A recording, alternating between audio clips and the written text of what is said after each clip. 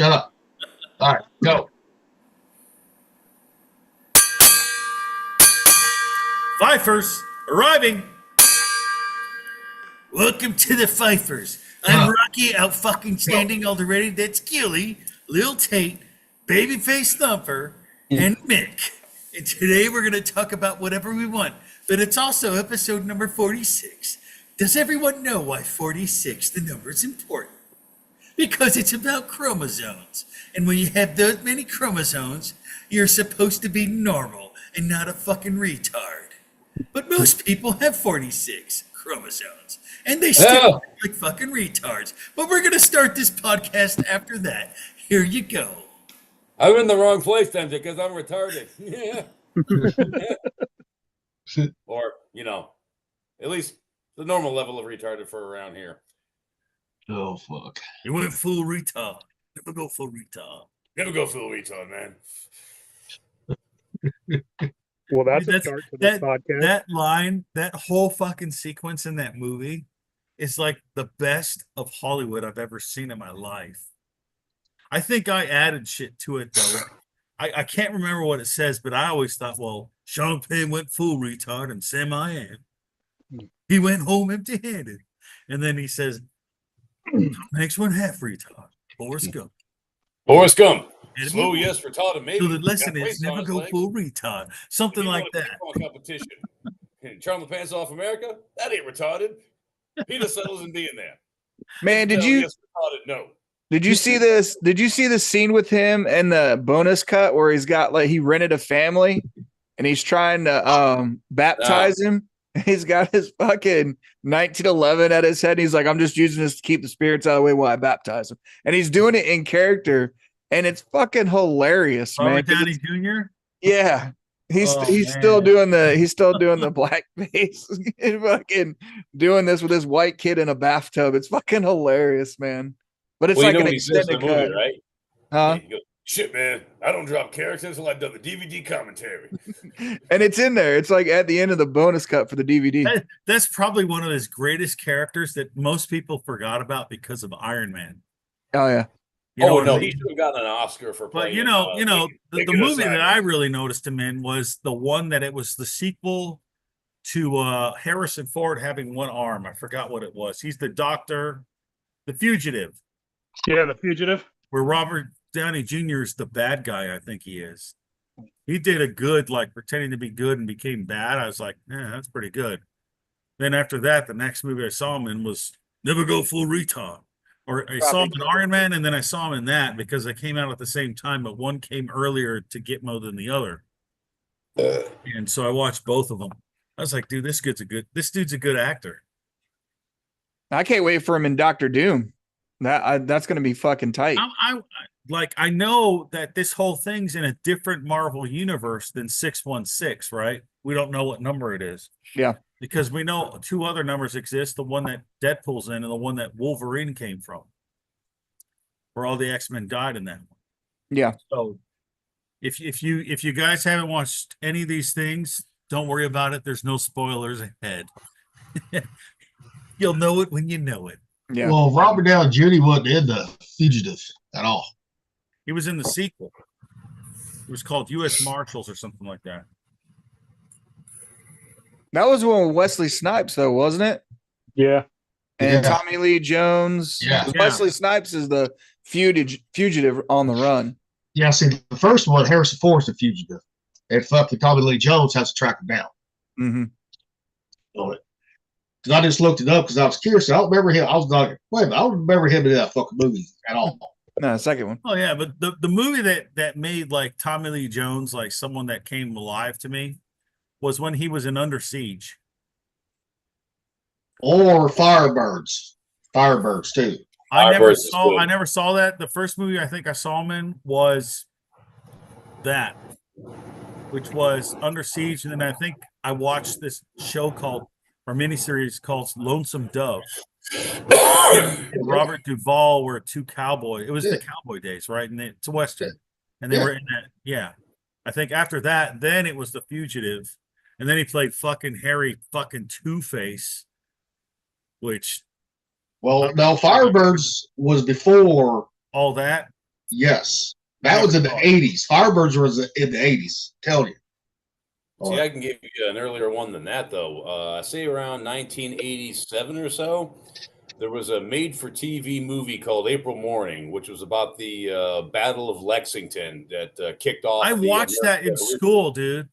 Yeah, well, it was like a 50-minute TV movie I saw as a kid, and it had Tommy Lee Jones. He played the father, who was an atheist who was always complaining about God, ended up getting killed. Well, we know where that guy went. But I mean, that was him like way early, way before anybody knew who he was. Well, he was also a coal miner's daughter too. Yeah, but I never saw that. What? Like, you never saw Coal Miner's Daughter? What the fuck? Dude, I never saw it. I always wanted to watch it, but I never saw it. First movie I saw him in was Under Siege. Y'all ever watch The Hunted? Yeah.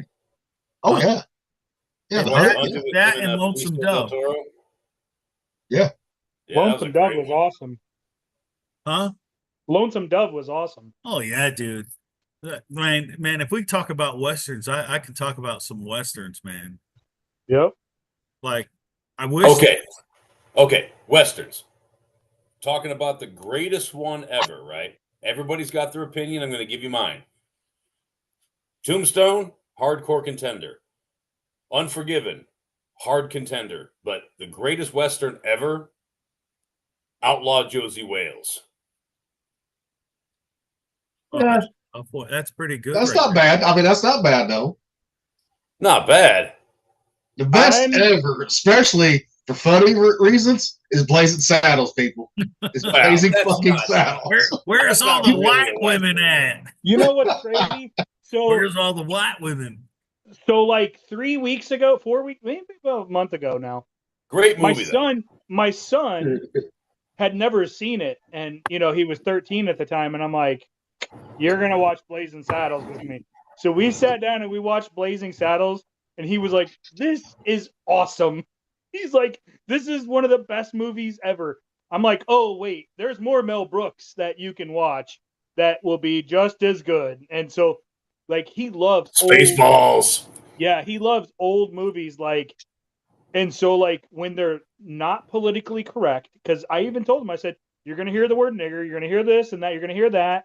And all this, I said, that's how comedy is, because it helps take care of the social angst and everything that's going on in the world, and it's how it's addressed. If it's funnier, you're more able to identify and understand it. Yeah. Yeah, my father. My father was a lifelong Democrat. Still is a Democrat, always will be a Democrat. He's a reasonable dude, but to the end of his days, he's gonna be and always will be a Democrat. But I also, because of him, I grew up with Monty Python. I grew up with Blazing Saddles. I grew up with Benny Hill. I grew up with Spaceballs. He was an OG Democrat, and we don't agree on everything, obviously. But the fact of the matter is, even back in the day, Democrats were all about literal, actual freedom of speech. Joke around, say the bad words, offend people. It's just kind of how comedy and humor went. And back then, man, people got along a lot better, even though they didn't agree on stuff, because we could all laugh our ass off at Blazing Saddles or fucking Monty Python. Yeah, I can't wait for him to watch The History of the World Part 1 and 2. Oh my God! Haven't watched the Coke bottle. Monty Python, The Life of Brian. The best part is when they make fun of Space Odyssey 2001 at the beginning. Yep. It's so funny, dude. So funny, dude. My son has some of the best humor, because I have not raised him to be all this sensitive bullshit. So like he watches the fucked up movies and the funny ones, and dude, he absolutely just loves it. And he needs to see Full Metal Jacket. He's got to watch it now. He's going to, trust me. Because Rivers already watched it, so Landon's got to watch it now. So. Oh, he will. But Mick, I'll give you Outlaw Josie Wales as number one, right? I mean, that conversation with Chief Ten Bears at the end saying, I've got, my words of death and my words of life are backed up by this gun, and we can go either way with this shit. Dude, balls. But then, like, when it comes to Tombstone, I'll put Tombstone at Wyatt Earp on the same category, same level. I would agree. I like Dances with Wolves. That was a great one. Yeah. What about you, Lil Long Tate? as fuck, but it was good. Lil Tate, what about you, bro? Man, The Hateful Eight, dude, by Quentin Tarantino. You want to talk about real Western motherfucking? I mean, everybody else that like Tombstone and all that, but The Hateful Eight, to have everybody locked in a fucking cabin, Confederate like general, a fucking black northerner fucking bounty hunter, and the fucking hangman with Kurt Russell. Like Kurt Russell made that movie. Yeah. Oh, dude, Kurt Russell. My movie's probably none that you never heard of. Do tell. The Man Who Shot Liberty Valance. Yes. Oh yeah, we've seen it. That's a fucking great movie, dude. Good. Yeah, I've seen it. Fucking. I haven't seen that one. I'll be honest, Dude, I haven't seen that one. It's black and white. Jimmy Stewart, John Wayne, Lee. What's his name? My grandpa was a fucking John Wayne fan, so I had to watch all those growing up. It was the guy that Quint. He was supposed to be Quint because he looked like Quint in the Book of Jaws. Lee Marvin, that's his name. Lee Marvin, yeah. Lee Marvin. And dude, the book is so. I mean, the fucking movie's great. You know. I was gonna say what grandpa back in the day that was a man wasn't a John Wayne fan. It all was. So I had to watch all those old westerns. Dude, like, I had to watch them all. You know, I'm like, fuck. Yeah. Like this again, Grandpa? Come on. Did your dad make you watch Bonanza like mine did? Oh, my dad was was the Valley one, Big Valley. Yeah. I had to watch My Big grandpa, Valley, Bonanza. my papa was Bonanza. You know. See, my dad was always a sci-fi fan, so for me it was Buck Rogers, Battlestar Galactica, Star Trek. You know, that was my mom and dad both had me watch Duke Rogers or Buck Rogers, Mm-hmm. Battlestar Galactica, and V. Oh, V was awesome. And Star Trek, but it was the Star Trek movies because by that time, the original series with everybody when they were fucking younger, I saw the movies. Like the first movie that I really liked from Star Trek was Episode 3. Search for Spock. The Search for Spock. It was really fucking good, right? See, I ended up watching the Wrath of Khan later, and then when I saw the other movie, Into Darkness from 2013, I was like, that was a good fucking twist they did on that. See, I grew up having to watch John Wayne because, I mean, when you grow up in Iowa, I mean, that's John Wayne country, you know? And that's where he's from. And so everybody fucking pretty much grew up in the 80s and earlier watching John Wayne, and then fucking Star Trek. My mom was a big Star Trek fan. I watched all the fucking TV shows and the movies and all that shit. And yeah. Yeah, fun fact, man. When Star Trek: The Next Generation came out, obviously, everybody was very excited, but also a little nervous, kind of hoping they weren't going to screw it up. That was the first thing after the original show that came out. Next Generation came out on September 28th, 1987, and I know this because it was my 9th fucking birthday. Damn. So there I am, 9 years old. Grew up on sci-fi and stuff, surrounded by Transformers and G.I. Joes and shit that I just got, and the television was fired up, and my dad had this 36-inch TV, which for back then was like, that was balling. We thought that was so big and cool. I was like, man, this is so cool. It's like a movie. Yeah, and by the time that 2-hour episode was over, because it was the initial one was 2 hours, I was like, oh, fuck, I'm hooked. It was great. Like, thinking about this, we're sitting here talking about Westerns and black and white and all this and how we watch TV. And if you sit here and think about, we used to have fucking 4 to 6 channels on the TV. TV would shut off at midnight and play the national anthem. And here we are on a fucking podcast in multiple different states across the United States talking to each other. Like, it's crazy. It's like mind blowing if you really think about how far we're living in the Jetsons. It's crazy to see how far we've come. And we're talking about stuff in the past that was like cutting edge back in the day, like Star Trek. NASA used to send people to the stage where they filmed the show and study the bridge and their communicators and all that other stuff. And that's where the idea of cell phones came from. And all this other crazy shit because it was so far ahead of its time. And if you listen to Palmer Luckey talk about some of the stuff in the future and the stuff that he's come up with, it's literally come from the past. He just has the technology to make it actually work.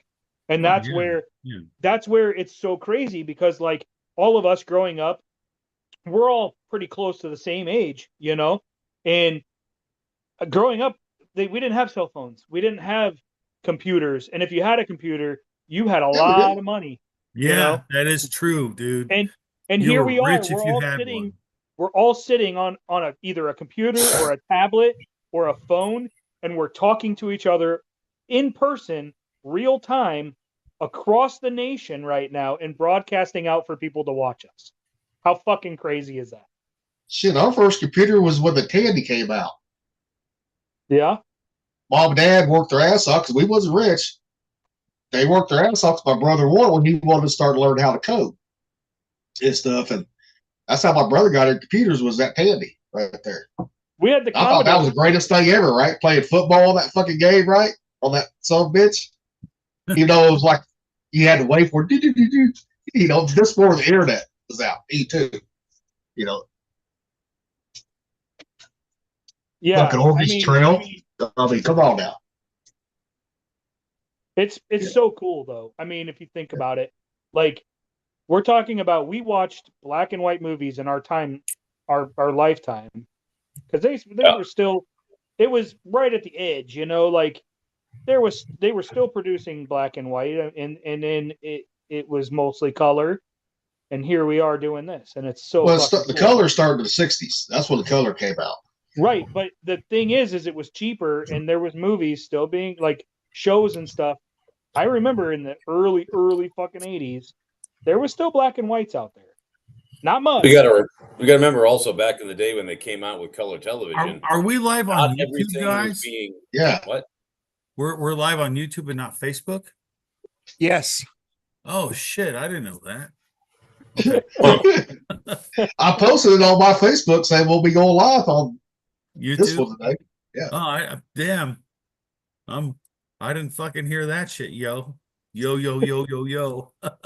Well, we're testing it because for some reason, ever since episode fucking 41, it's showing nothing on it. So we want to see if the live changes it. Okay. I think we've been shadow banned again by Facebook. Well, of course we have. Of course we have, because we're talking about the truth. And no one can accept the fucking truth. But speaking of old movies, how many of y'all had to watch How to Kill a Mockingbird in school? Oh, yeah. Or read the book? We had to read it and watch it. Yeah. They need to show that movie in schools now. They need to make those kids read that book again. Well, we had to do Silas Marner, too. Silas Marner was another one. The problem is if you look back at history and serial killers and everything else, that's one of the favorite books of all of them. The Catcher in the Rye. Catcher in the Rye. Why is the Catcher in the Rye so important? I don't know. It's not. It's Catch-22. That's a good one. It has to do, I think, with the way their brain processes things when they read it. So they like latch on to something in that book that affects them for the rest of their lives. It's weird. I don't know. It is a true thing though. Like if you look at serial killers, Catcher in the Rye, Kill a Mockingbird, those are two main titles that are followed and that's what obsessed over. That's what they say. But sometimes, because even psychologists, they'll say we're all borderline sociopaths. Or sociopaths. I mean, come on. Told, I was going to say, I've been told I am a sociopath by the book. Like, I check every box.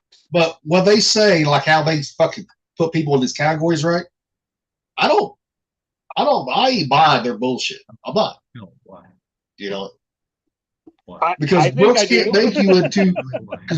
make you into a fucking serial killer. They cannot, in my opinion. I gotta bring it up when it actually. I think I literally check every, because I'll be sitting there watching like a documentary, and it was funny because my ex-wife, we'd be sitting there in bed watching a documentary about a serial killer and talking about the signs that they showed growing up and how they are, as adults, and she would like look at me like, what the fuck? Like, that's you, like, to a T. And like, I've had psychologists and psychiatrists both tell me I check every box as a sociopath. It's just people walk two different lives. You know, you have the ones that are sociopaths that don't go on murdering sprees, and then you have the ones that do. And apparently I'm the one that doesn't right now. I mean, I'm not. So, I mean, I guess that wasn't a question, but I mean, that's more of a statement. I haven't been on a killing spree, but they even said it makes a difference because I've been in combat too. So it does make it easier, like, to kill, you know? But their minds, but like, look at Jeffrey Dahmer, right? You know, he was already fucked in the head as a child. Not because of a book or anything like that. That's how they're wired. You know? Abuse. A lot of it's abuse. And like, I went through abuse as a child. So I checked that box. Boom, done. My adoptive dad was abusive, you know? And so, like, check. Let's move on. Like, I can check all the boxes, and they were like, holy shit. And like, the new therapist, the one that talks forever, finally got to say about 10 minutes worth of stuff. But I told her that because we were talking about my past growing up. And she was like, we have 11 sessions that we can do. And I'm like, oh, well, fuck, we ain't even going to get past my 18th birthday then with 11 sessions. That ain't going to happen. And well, if you tell her to shut the fuck up and let you talk, you will. No, I have a lot to unpack. Trust me. Well, just tell her next time, shut the fuck up. Let me say what I got to say and be done. I did actually. I even told her, I said, look, I'm cutting you off in an hour. I'm leaving. I'm going to hang up and I'm going to go do what I need to do. I don't mind talking to her for an hour or whatever. If it's her talking the whole time or me talking the whole time, I don't give a fuck. In an hour, I'm hanging up, you know? So it is, but yeah, sociopath. Yeah. Check. Done. I'm there. All right, Jeffrey Dahmer. I don't eat people, goddammit. But see, the thing is, he would never eat people that had tattoos. Dude, he was a gay cannibal. I wonder how they would taste on a smoker, though. Did you hear what I just said? He was gay and a cannibal. Yeah. He was trying to make zombies too. Yeah. Dude, like, that shit does not just come from fucking nowhere. That's something that's deeply ingrained and something that's been something influenced that dude. I wonder if you do eat somebody with a tattoo, if it tastes like you're like licking the end of a big pen. I don't know. I ain't gonna find out. Fuck that shit. See, these are the things that go through my head. Well, I can't eat mammal meat anyway, so I can't be fucking one of those guys. You are fucked for the end of the world, dude. Right? Gilly will get sick as a zombie, even. Alpha Gal zombie, that's a new class. Right? All the herd of the zombies are eating people, and there's Gilly eating a bird. If we can find a bird. What's wrong with that zombie? He's retarded. Hey, does he have 46 chromosomes or not? Just like I mentioned earlier, old Mr. Krabs Rocky is talking now, and he just mentioned that earlier in the intro. So there it comes again. It always comes up. Speaking of retards, did you guys see the Mexican Navy ship that ran into the Brooklyn Bridge? I did. No, I didn't see that one. What the fuck was that about, man? I don't know, man. I didn't really read the story, but I've seen, like, I guess there's like 2 dead and 17 injured, but I think the top of their mast fucking hit the bridge. The bridge. It's like, dude, this cannot be real. I'm like, this cannot be real. I'm knife handing the world because you're stupid. You know what it is? I bet you we gave them the measurements in feet and they measured in meters. You know what? There is a point to that because I think we're the only country in the world that uses inches, right? Yep. Everyone else uses centimeters, meters, and all that stuff, right? Yeah, I think there may be 1 or 2 more, but yeah, we're on the standard vice metric. Well, you know what the problem was, right? The problem was that they sent someone to crank down the mast, and they didn't do it. Got to bring it down by fucking 10 feet. It Yep. wasn't just the tip either. Yeah. It was not the tip.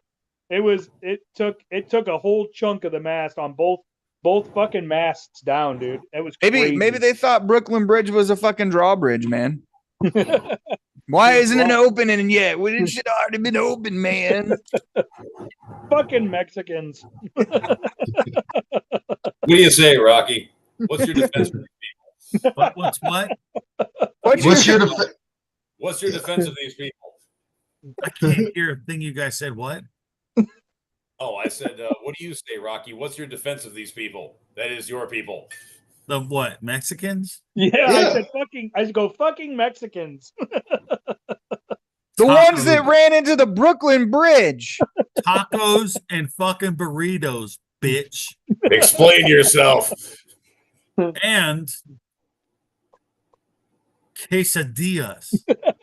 It's quesadillas. Tostadas. I think they had too many margaritas.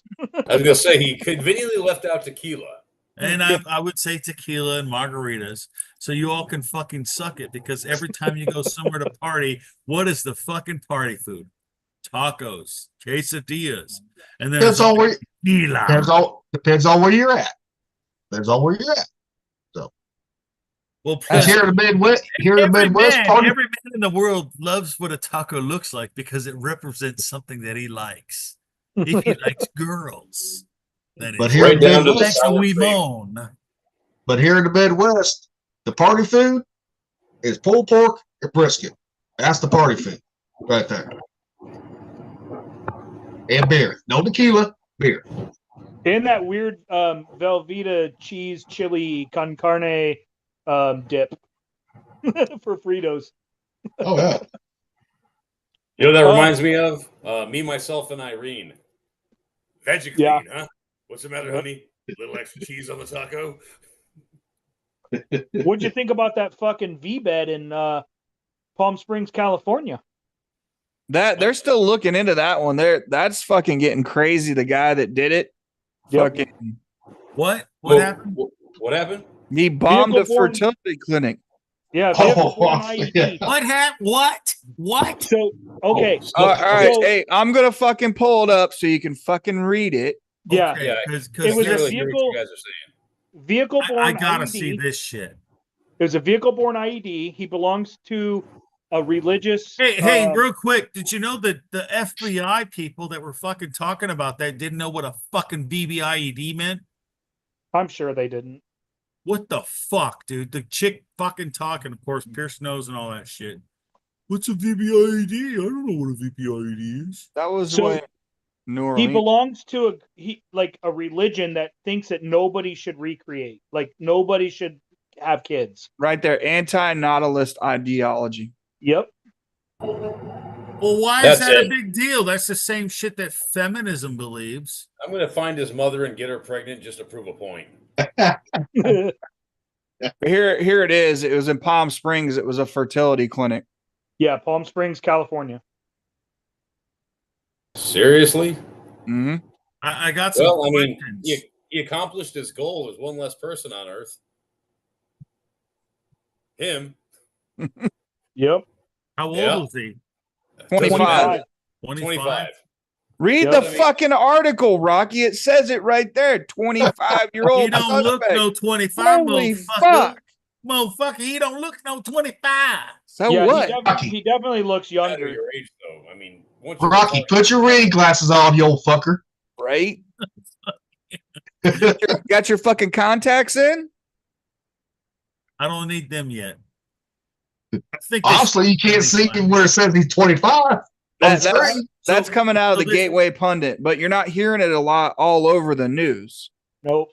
Why? I'm just glad Well, that he was the only one that why died. do you think it's not going over the news? Because it does not fit their fucking narrative of how bad Trump, they're trying to say bad Trump is. It don't fit that narrative. Trump bad. Trump bad. That's why So- you so don't if- hear about it. So my question to you is, if that's the story, the main story is the anti-natalism. You know what anti-natalism is, right? Oh, yeah. Yeah. It just said it. So they're keeping that quiet because it's anti-natalism and they're all for that. Yep. Isn't yeah. that Well, that's why fucking Trump weird? is. Does Hold on. anybody see that yet? Does anyone see that? Like that's a terrible story, man. Some guy tries to bomb a fertility clinic. Oh, I got one. I got one better. Hold on. Give me a second. You're gonna Yeah. love this because Okay. it goes along with the anti-nautalism. There it is. Right here. You're gonna love this, dude. This is the Democrat stance. So if you're a Democrat listening, go fuck yourselves. You're racist pieces of shit. Sorry about Mick, your dad. But here, Hillary Clinton slams Trump admin for urging Americans to have more babies, argues that's what immigrants are for. Flat out. Yep. Wow. Right there. This is from her own words out of the Gateway Pundit. She made this during fucking Newark Civic Live Life Series. I don't know. Whatever. Don't really care. Dude, what is wrong with her? And Trump is talking about making a law to where you get paid to have kids, more kids, to get our birth rate back up. Because in that video I sent everybody, which hasn't been played on here because it's long, is it talks about birth rate and how a civilization and culture cannot sustain itself if it falls below a certain number. And Yeah, we all know that. We all discuss that on a daily basis. Like we understand why it's happening. right. And so he's talking about an incentive to have more kids, where this guy and the leftists are trying to stop that from happening. Because what happens is if they can get it to drop, then it falls into their views more and what they believe in versus what we believe in. So it'd be easier to make that stop. Like they would be able to take over a lot easier. Which I can't figure out why the world's elite would want to drop the civilization so far, because how are you going to rule over fucking the entire amount of landmass to put anything to fucking together? They're going off the fucking Georgia Guidestones, which was written by a fucking goddamn motherfucking retard. Well, what's the largest religion right now in the world? Islam. Okay. What's the easiest way to take over a country without fighting it? Fucking. Jihad. You basically, without fighting, it's breeding. It's you slow the rate of breeding in the country that you want, and you ramp up your breeding and immigrate to that country and start to saturate it with your religion. Okay. Well, look at what happened to Britain. It's feminist Islam, which is going to be crushed by regular fucking Islam when the men take over. So the thing is so all the women there that are for feminism are going to be like, oh shit, we got to wear these fucking whatever they're called, hijabs, burqas, hijabs, whatever. Yeah. So y'all ever see Braveheart? Yeah. Remember when the king said the trouble with Scotland is that it's full of Scots. We're going to institute prima nocte so we can have sex with their women the night of their birth, their union. If we can't get them out, we'll breed them out. Yep. Yeah, well, Islam. That's what's happening. In America and the West doesn't even stand that. Islam has the highest birth rate. Yeah, in the world. In the world. That is where the war is being fought right now. It's not on land. It's not those on goat humpers. They're fucking dude. They got like 4 or 5 wives, so they're just fucking impregnate one after another. You know why? 4? They're allowed to have 4, and they have to treat each individual one the same as the other. Yes. So it's part of their religion that if they have 4 wives, all 4 wives should have the exact same house, standard wise, and care and everything else. You have to be able to provide. You know where that fucking comes from, right? They'll never admit this. Israel. Yeah, they won't admit it. No, but Jacob had 4 wives. That's where the 12 tribes come from, or 13 tribes. Well, most of Islam is plagiarized from early Judaism and Christianity, anyways. I mean, it's Gnosticism too, but it's fake religion that steals heavily. But there's a fucking video and a book out there. I forget the name of the book, and the video. But there's a guy come out here and said the origins of Islam come from the Catholic Church. Yes.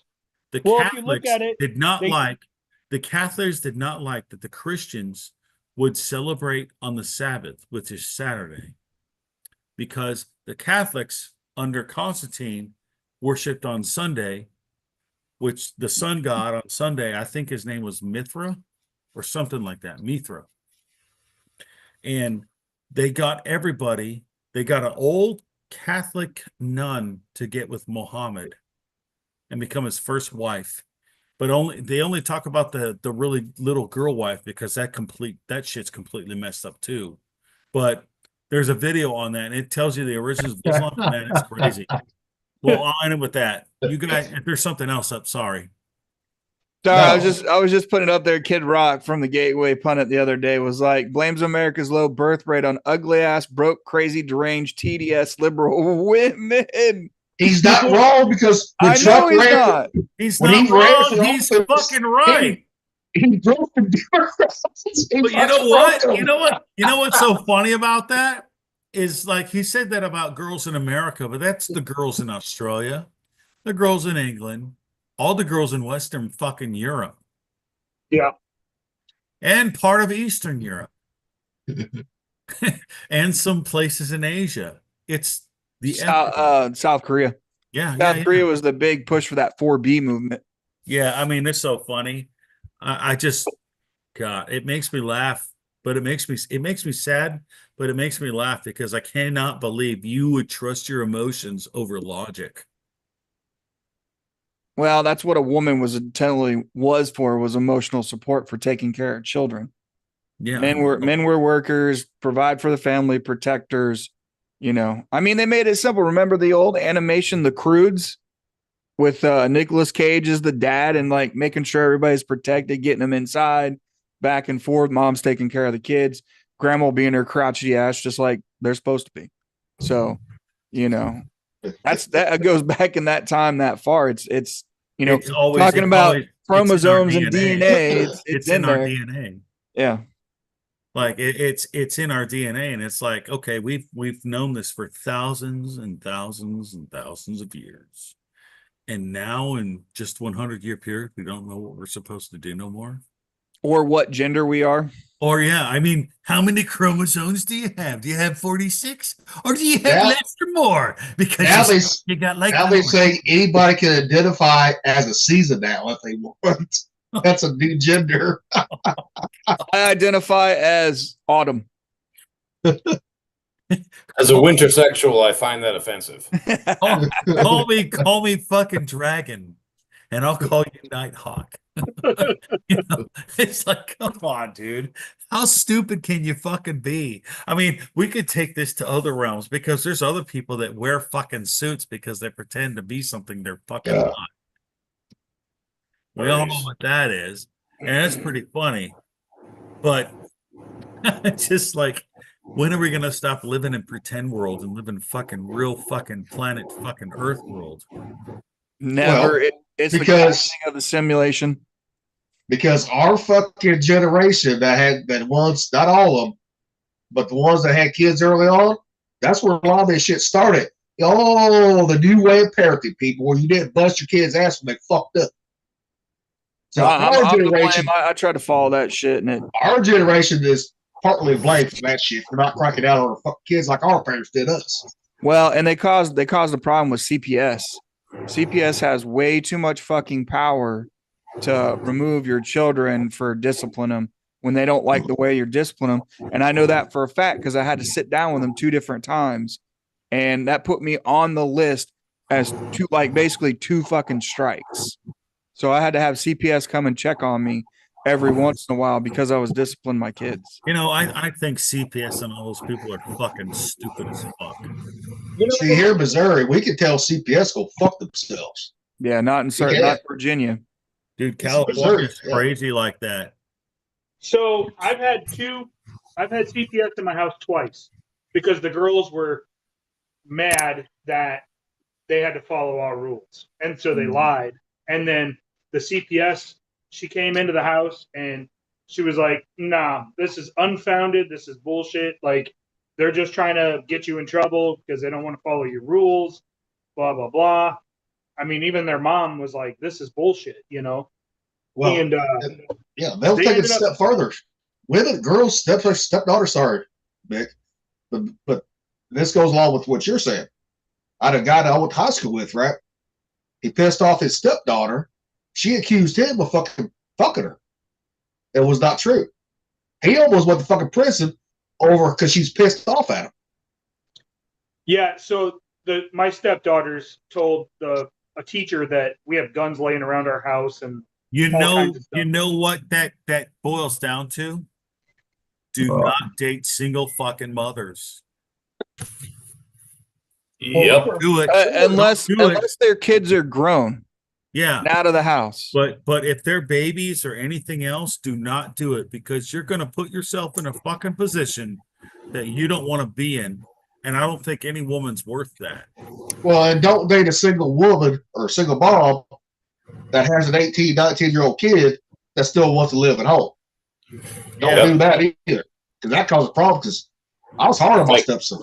I was like, motherfucker, you fucked out of college twice, didn't go to school, and now you don't want to fucking keep quitting your fucking jobs and getting fired? I said, no. That shit don't fucking fly around here. Yeah, I can tell you what, man, from personal experience. My stepfather married my mother when I was 4 years old, right? My sister was 12. You know, she was a bit older than me. And I thought he was great, man. I thought he was the cat's ass. I thought he was fucking fantastic. Called him dad, you know, stepfather, bullshit. He was my dad. Always has been, still is. To my 12-year-old sister, he committed the cardinal sin of not being her father. And she made his life hell for the next 5 years until she moved out at the age of 17 to go live with her grandmother. And it was all because he laid down the law, imposed discipline, and said, no, you can't do certain things. You're not going to do certain things. This is my house. This is the way things are. And that's what he hammered out with my mother before they even got married. You know, when they got married, he'd already told her, if I'm going to marry you, these are my kids. I'm going to discipline them as I see fit. Do not get in my way. You know, all that shit that, you know, men are going through these days. He wasn't going to have any of that. And she made his life fucking hell for 5 fucking years until she moved out.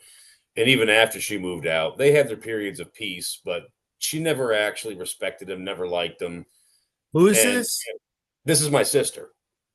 And if I was the dad, I'd be like, you're dead to me. But well, the thing is, though, you know, even when, you know, things were going relatively well, she'd always talk shit about him and tell me not to talk like him. I'd say things and she's like, oh my God, you sound like Mark. Stop talking like that. And I'm 8 years younger than her. Okay. My dad left us when I was 3. And so I'm like, hey, sis, I know you don't like him, but I'm just trying to have a fucking father over here. Could you fuck off and let me have a father? Because I don't have a problem. What happened to your real dad? What happened to your dad? He just left and never came back? Well, no, him and my mom ran in the same circles. I'm still in contact with him. I always knew him, but he was a bit of a man whore. He was one of those guys who was really loyal to his kids, but could never be loyal to a woman. And so he took off. There's a fucking reason for that. But well, the thing is, he took off with my mom's best friend when I was 3, right? Yeah. Whole point being, though, is my dad did the marry a single mom thing. And my sister made his life fucking unbearable for half a decade. Oh, man. You know, and I loved him, still do love him. We have a great relationship, always have. You know, it's not like there's any problems on my front, but the shit that he ran into because of my sister was just unfucking believable. I got a story for that, but I don't want to put it on a podcast. You know, well, I mean, you know, I don't mind saying it is what it is. You know, it didn't affect me negatively. Ultimately, it didn't affect me negatively, but you know, I saw in retrospect the shit that he had to go through just because he married the woman of another man's child, and fucking hell, and not worth it. Just no, it's not. And it makes me feel bad because And I love this man. Like, he raised me. I'm grateful he's in my life, and I'm grateful that he did. But holy shit, if I was him, I'd have noped the hell out of that. He must really loved your mother to put up with that shit. You know what I mean? I mean, he must have. I mean, god damn. Whew. And a lot of guys will. A lot of guys will put up with it because they actually do love the woman. But there are other ones, the fucking lazy asses that'll just sit on the couch and they'll stay there and take it because they ain't got to fucking do anything. They're just there. Now, I've seen plenty of guys that fucking will sit there and just take up money. You know, they'll sit on their asses just like women do. There's the same motherfucking people out there. Oh, dude, they're all the same. It just depends on if you can fucking pinpoint where those problems come in and get rid of them right after the second you know. Mm-hmm. And I think that's what the problem is we don't know what truly is good and bad because we want to live in this world where everything's relative. And everything being relative, well, if you think it's bad, but I think it's good, okay, we're at a standstill, right? But when you see the results and still, you know, deny the results that are truth, whether it's good or bad, you have to fucking make a decision by that time, but no one does that no more. And that's why we're living in this world where everyone's fucking confused. You know? Yeah, it's the moral relativism is not a good thing. It's the old adage, man. It's the unstoppable force against an unmovable object. It fucking literally just deadlocks. And who's which one? You know, either party can be each one. It doesn't matter. My stepdaughters put me through hell. I mean, they did. They put me through hell, like with CPS and everything. And then it was finally unfounded and everything. And I told them, I said, look, you don't want to fucking live here? Don't live here. Go to your fucking dad's. You know, you deal with that shit. Because that's where they always got in trouble. When they were at their dad's, they got arrested. They fucking were fucking kids, like they were fucking boys. They were 15 and 16 years old, fucking doing drugs, you know, getting arrested and everything. And it was all always happened at their dad's house. Never happened at our house. Because he was trying to be their friend and not be a fucking parent. Yep. I've always told people before I had a child, right? I said, quit being a fucking friend to that teenager. Be their fucking parent. You're like, you don't know how it's like to have kids. I said, motherfucker, would your parents put up with that shit growing up? Well, no. I said, then raise your kids like you was raised, motherfucker. Yep. You know? Shit, all my kids are adults now, and I still don't treat them like they're friends. No. And like, that's the thing is like, we had ground rules. You don't fucking follow them, you're out. I don't care. Yeah, you know? Exactly. My son, I don't even have to tell him. Compared to the girls, they would fight tooth and nail for their fucking phone. He, on the other hand, at night, before he goes upstairs, he plugs his phone in downstairs. He shuts it off. He plugs it in downstairs. He goes upstairs and goes to bed. He picks it up, puts it directly in his bag, and I know for a fact his phone doesn't get turned on once while he's at school. It stays in his backpack. When he walks out of school, he pulls his bag out of his bag and he turns it on. He does not turn it on during the day. The girls, on the other hand, would be doing that kind of shit. I mean, my ex's, one of her daughters gave a fucking blowjob in the bathroom at the high school and had video of it. And fucking, she was fucking 15. And then was mad because everybody was talking about it at school. It's like, what do you expect? Like, are you fucking kidding me? Quit being a little whore. Dead serious. You know, if they don't want people talking about that shit, don't fucking do it. Quit being a fucking whore. Plain and simple. Just like their mother. Dude, I remember when I was in high school, right? We didn't have one pregnant gal, except for one. We had one pregnant gal, right? And that was senior year. She got pregnant late in her senior year. And she ended up marrying the guy and stayed married for like, I think she got divorced like really recently, but like for 20 something years, she was married to the same guy. So the most scandalous thing in the world back when I was in high school, the one chick who got pregnant, she was getting married that summer anyway and just couldn't keep a lid on it. Which I bet you she's a freak as fuck now. Being with one guy for her whole life? Probably. She probably wants to experiment. But the whole point being, though, is like back in my day, I'm pretty sure not every single girl I graduated with graduated a virgin. Of course, we can't expect that. But what you're talking about, even if we had cell phones back then, would have been like unthinkable. Like getting a blowjob at school would have been like we wouldn't even conceived of the idea. Like it wasn't like within the realm of possibility. Oh, we would conceive it, just never happened. Some people it did happen to. Because it was a fantasy. Some people it did happen to, though. Back then. But everybody was low key about it at that time. I mean, we had some teachers. I didn't know this till later on. Some good-looking women teachers that were fucking some of the seniors. But it was kept low fucking key back then. We weren't gonna fucking fuck that up. Nobody was going to if they was fucking a teacher at that time. Not like now, where these women are getting arrested, for high schoolers. I'm like, keep your fucking mouth shut, boys. Plain simple. Yeah, but you're also talking senior year, man. A lot of these women these days, man, they're banging like 13, 14-year-olds. If they're under the legal age of consent, right, that's wrong, right? But if you're a senior in high school, or even junior, because some guys are 18, 17 as a junior too. Yeah, it's true. No, I understand that. It's still not right because of the structure and the organization.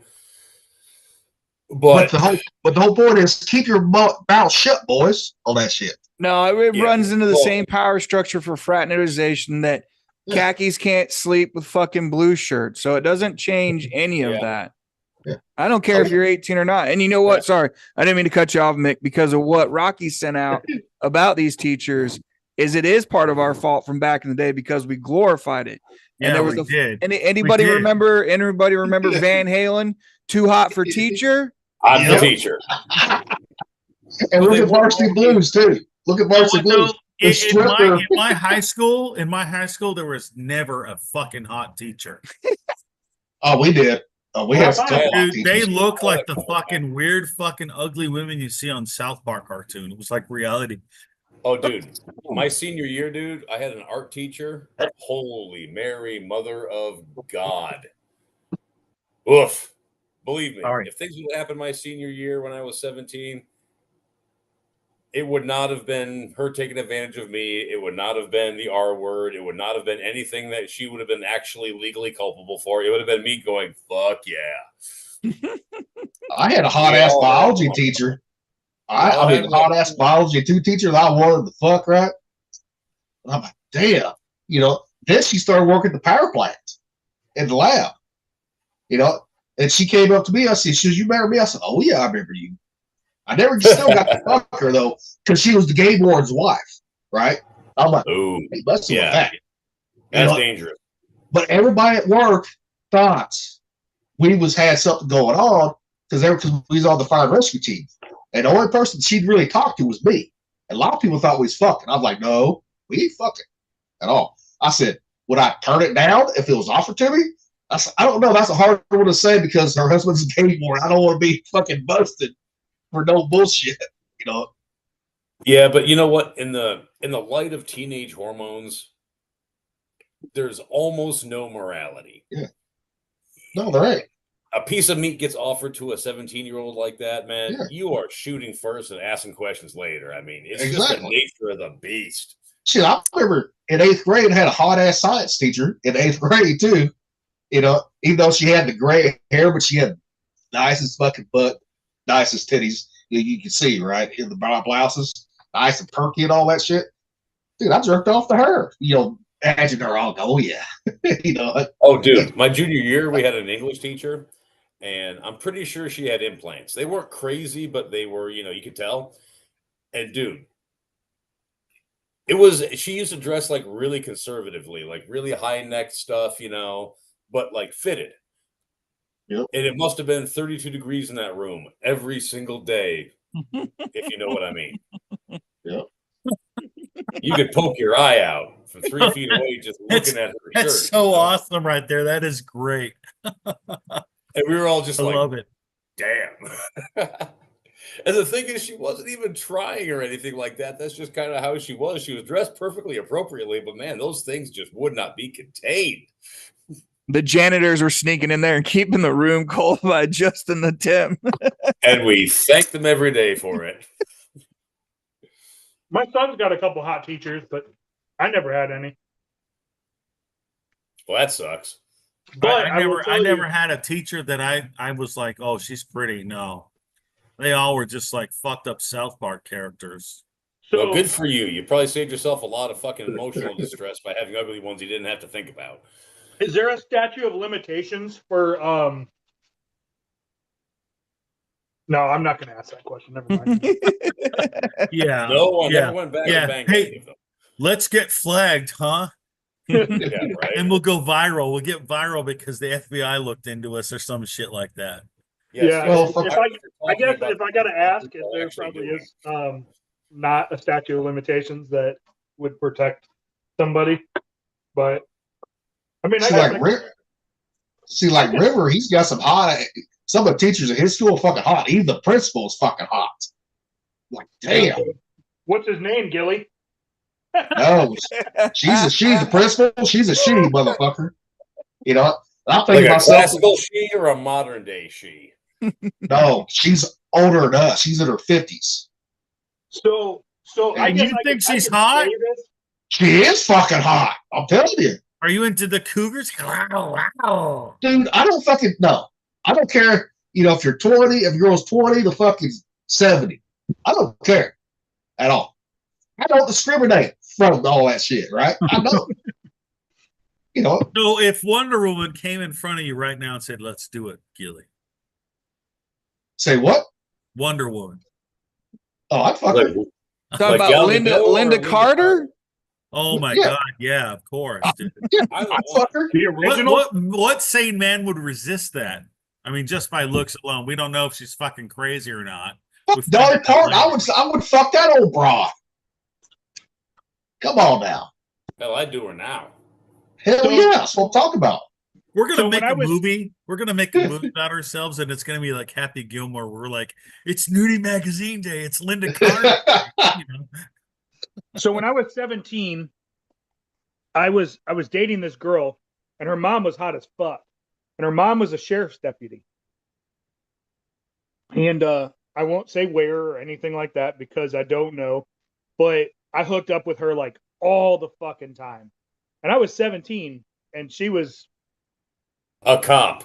oh well, yeah, that too. But she was almost in her 40s. And what's funny is I'm still friends with the chick that I was dating when I was banging her mom. Well, Rocky, the first time we went to Australia, right? I was 18 years old, hooked up with a girl that was 38. Everybody else was like hitting all these fucking girls that's in their 20s. I didn't care. I'm like, I'll take her. Oh man, Were you- a lot of those places were a haze. I was 18 and Remember, first time in Darwin. First all I time. remember is getting the hickeys from girls in Singapore. And those girls were fucking hot as shit because I remember the guys were like, dude, do you know what the fuck happened? I guess I don't know if it became legendary, but like these chicks, these really fucking imagine like an Asian chick and a white chick that's the best. A beautiful combination. And there was like these girls, and they gave me fucking hickeys in front of all these guys in a big ass bar that everyone on the Fife was at. You're like, you're a legend now. I'm like, I don't know what I did. I was like, those girls were fucking hot as shit, though. Now, if you would have, no, a true legend would have got blowjob underneath the table. Well, I might have. I don't know. I passed out. The smile game. The smile game. I'll tell you what, dude. The only thing that kept me well behaved on that Westpac is the fact that Charlene was at home and pregnant during them 6 months. You know, she got pregnant about a month before the fact. Because I'll tell you, Thailand, Australia, dear Lord, I had chicks in Australia grab me by the elbow every fucking 10 seconds. Dude, you should see the Ridiculous. No, you should see the women from Panama. Yes. Oh my goodness. Jordan Brewster. I think that's her name. The chick that was the little sister in fucking the Fast and the Furious, the one that Paul Walker's character liked. Yeah. Come here for the tuna fish. Nobody comes here for the tuna fish. She's fucking gorgeous, right? Yeah. Imagine almost every woman in Panama looking like that. I know. That's what Panama was like. I was like, oh my God. There was another one on New French Caledonia. Yeah. In I 2000. was there. Yeah. Every chick, I was like, oh my God, these women are beautiful. Did you go to the nude beach there? No, I didn't. I did. I had to go. I had to go see it. And it was worth I didn't know about that stuff. There. I didn't know about this stuff. All I remember is I saw these women. I was like, man, I go to Panama. I go to New French Caledonia. I go to Saudi Arabia. I go to Thailand. I go anywhere. Man, there are fucking beautiful women everywhere. And they love you. Yeah. That's the hard part. They love you. But why do they love you? Now we know.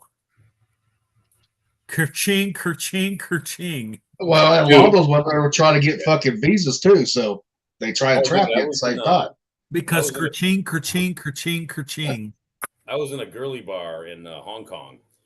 And when the ships are in, the girls come down from Malaysia. I guess that's kind of a big draw. They come from Malaysia to Hong Kong.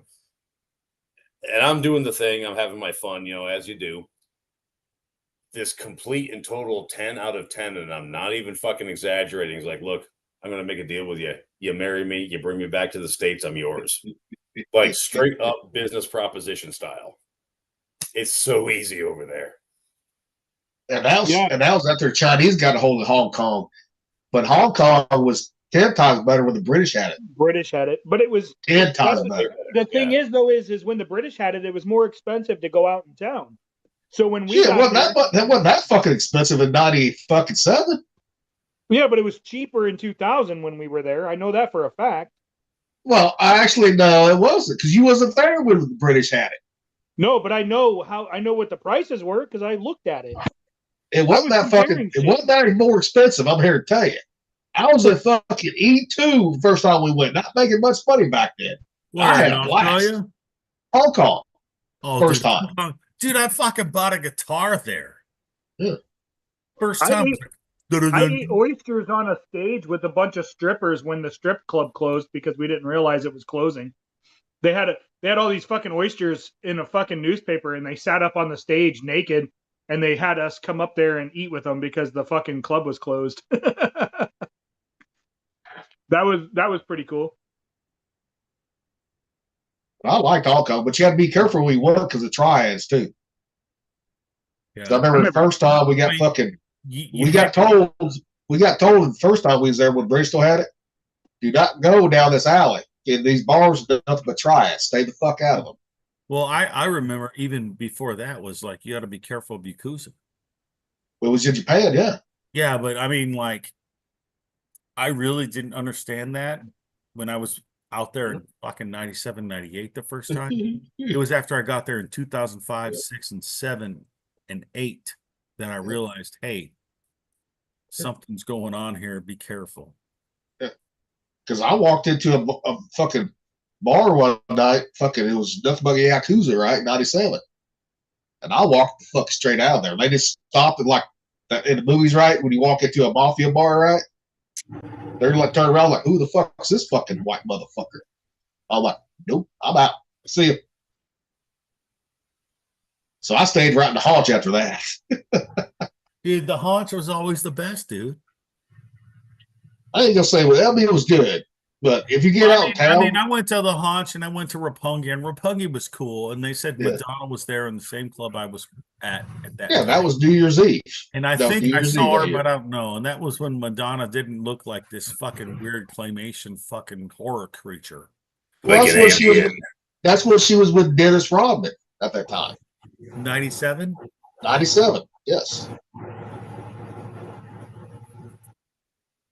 I mean, Roppongi was a blast, but fuck, you had to travel just to get there. I know. And that train ride is not fun when you're fucked up. Well, I missed the haunch, dude. The haunch was cool. Old George's. And I remember PJ PJ would say, "Oh, the Hunch kittens are out tonight," and it meant girls, Hunch kittens. Oh yeah. It made sense because the F&Bs they wore. See, I wasn't there for Japan, so I never saw it. Japan was like, I think me and Gilly are the only ones that were in Japan, right? Because came Little Tate, Hodges. You guys all came in what, 99 or 2000? 99. I met the boat when they reported. Yeah. So, like, there was this time where, like, me and Gilly were in the Navy, and it was all dudes. And I've heard the stories. It was fucking awesome. The best ever. And I think that's what a lot of people crave, is like that time where they just have just dudes, especially dudes that are dudes, but still like girls, but they're dudes. But there wasn't no drama. There was no drama. That's it. There was no fucking stupid, goddamn, pointless fucking drama and hurt feelings. It was just, hey, dude, let's go do this. Let's go do this. Let's accomplish this goal, and let's go fucking drink and go fucking party. Sounds a lot better than, hey, are you going to be here to change a diaper and feed a baby? You know what I mean? And as important as that stuff is, if you're married to a girl and you don't have those responsibilities, why do you have to act like you have that all the time and make her your boss? She's not your fucking boss. And that's where that fucking shit comes from, man. I know I say stuff that's crazy. I don't care. I'm not scared. I don't give a fuck if people get offended. I'm out fucking standing.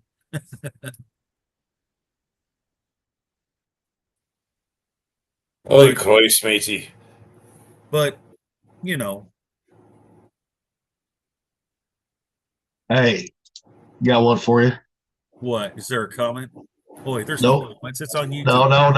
No. This is a different subject. Okay. Everyone knows how last year, if you follow like basketball sports, right? Ever have that stupid bitch Angel Reese? They would just fucking go out to Caitlin Clark all the time, foul the fuck out of her, right? I just seen this.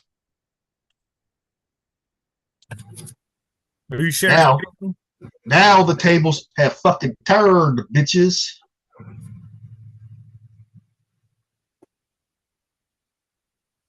Okay. How she found Angel Reese, got a flagrant off that one, right? Angel Reese gets mad, right? And that wasn't a hard foul at all.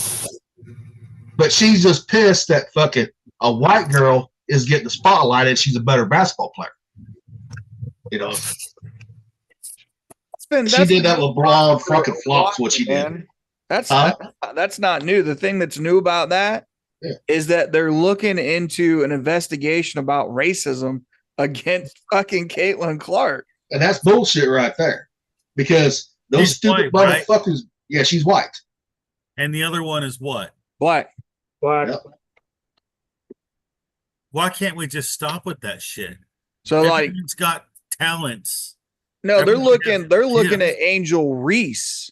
Oh, they're looking at Angel. They need to be. They're looking at Angel Reese doing the racism. That's why everybody's up in arms about it. Well, who's Angel Reese? I have no idea who this is. Because she played basketball at LSU. Now she's got into the fucking WNBA. She ain't the best fucking player in the league at all. But she's fucking pissed that Caitlin Clark is the face of the WNBA now. Yeah, because she can fucking play. Yeah. There are entire shorts made out of Angel Reese fucking missing shots. Like, it's a whole channel dedicated to making fun of her when she plays because she can't make shots. I've never even heard of this person before, man.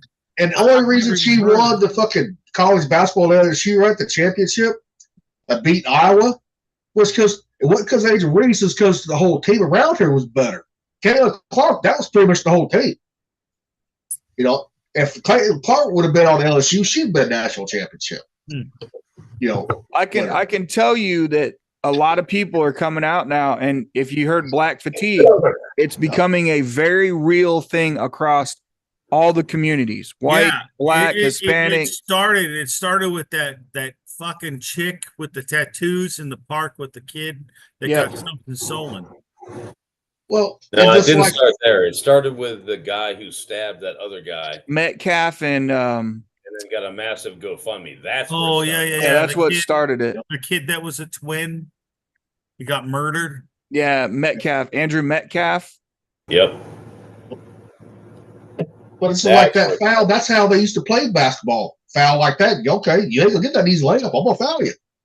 You know, they need to go back playing basketball like it was when Larry Bird, Magic Johnson was playing, right? What are you Jones, talking Rob- about? They go back to playing like that, they're gonna end up breaking like twigs, man. You see how weak people are these days? That's that will fucking weak out the fucking bad players. That is a testament to the play, the ability, and the athleticism of Larry Bird and Magic Johnson, regardless of their stupid political fucking views, which are probably gay as fuck. Like Larry Bird, a lot of people didn't like Larry Bird because he was white, right? They didn't know how good he could really play. But he would just trash talk just like the rest of them. Oh, dude, Magic Johnson even said, he called home and said, Mama, this white boy's real. He can play. Yeah, the problem was when Shaquille O'Neal came out back in the late 80s. That's when the problem started because the dude was so big, the dude was so athletic, and he was so fucking aggressive. They didn't just accept the fact that they had a 10 out of 10 player in the league. They changed the rules to accommodate the pussies that were crying foul every time the dude played like he played. Because when he first came up, Jordan would guard him. Jordan hammered his ass because Jordan goes, okay. Because Jordan got hammered like that with the Pistons. They had a rule. Pistons had a fucking rule. Do not let Jordan score. Take him out. Yeah. You know, I mean, it's a non-contact game. Yeah. But contact is going to happen pretty much in any team sport. But now you look at fucking LeBron, right? He gets head, just touch on head, falls over. I'm like, the pussy. Yeah. Shut the fuck up. I remember that. Football did that shit. Warren Moon, man. My old man used to go off on that dude for the Houston Oilers. Remember Warren Moon crying about the quarterback getting hit? Yep. And that led to this. Sorry, Meg, I didn't mean to cut you off. Yeah, dude, I remember that shit. Like, dude, he was on the Houston Oilers, right? Yeah. Before they became the Tennessee Titans. I think so. Yeah. But it's like those guys. Oh, go ahead, Nick. Oh, who was it? God, the quarterback for I think the Rams back when they were playing in the early 90s. What was his name? Kurt Warner. Huh? Kurt Warner. He had Trent Green, and Kurt Warner was the backup. Well, they was at St. Louis. Kurt Warner. Yep. No, it wasn't Kurt Warner. It was something. Maybe not the Rams, but anyway, there was. I think this was in the playoffs against the Bills, where the Bills lost yet another Super Bowl. But the quarterback, he got Everett. Yeah, Everett. Yeah, that was before they moved to St. Louis. That was when they played the Bills. That was before. Right. So it was Everett. But back in the day with football, that dude got sacked so many times in that game that he actually went down at one point before even getting hit, because getting sacked that hard that many times traumatized him into laying down. Like, that's how bad football used to be. He must have looked off his lineman. Well, look at Drew Bledsoe, right? When he was starter with the Patriots, right? But, you know how hard he got hit? Oh, yeah. Dude, Drew Bledsoe, the whole Bledsoe much joke, yeah. He almost died from that fucking hit. And that's when Brady took over. That's when Brady took over, you know. And that's why sports today are so fucking boring, because they're all fucking nerfed. Yeah. And stuff. I was watching a clip the other day. It was about I can't share it all here because it's got music, right? About fucking Bo Jackson going after fucking the Boz, right? Because the Boz like, I'll stop Bo Jackson, right? Bo Jackson ran that motherfucker over numerous times. Well, Bo Jackson was a fucking 225-pound ball of muscle. Yeah, and the motherfucker never lifted. He never lifted weights because he always said, if I lift weights, I'm gonna get too big. That motherfucker was the best running back in all fucking the NFL, and one of the best center fielders in all of Major League. Dude, I was in the Navy with a guy like that. You guys wouldn't have known him, but this was at NTC Great Lakes when I was in school, when I was in Tech Corps. We had a guy who was probably 5'5", 5'6" max, 19 years old, and just fucking yoked. I'm talking big muscles, ripped. Like, this guy could have taken probably 2 months of preparation, gone on stage, and he would have placed in an amateur bodybuilding competition. Yep. Homeboy never worked out. Homeboy ate the same shit we ate, drank the same shit we drank. Just one of them fucking genetic freaks, man. Goes back to some people are like that. Chromosomes, that DNA. It was Conley. His name was Conley. And the dude was some people are like that. And he was a pool shark too, man. We used to, because the barracks there in the NTC, we had pool tables down in the lobby. And this fucking guy, man, this guy could. It was like, what was it? The Color of Money, man. This guy could freaking pool hustle anybody. Nice. I just wish since Bo Jackson played for the Royals, right, when he first came up. Yeah, he was a Royal. I was a Bo Jackson fan because of the Royals, right? Bo knows your mom. Then he motherfucking went to the Raiders, played football. I'm like, are you fucking kidding me? I said, why not the Chiefs right there? Come on now. Money.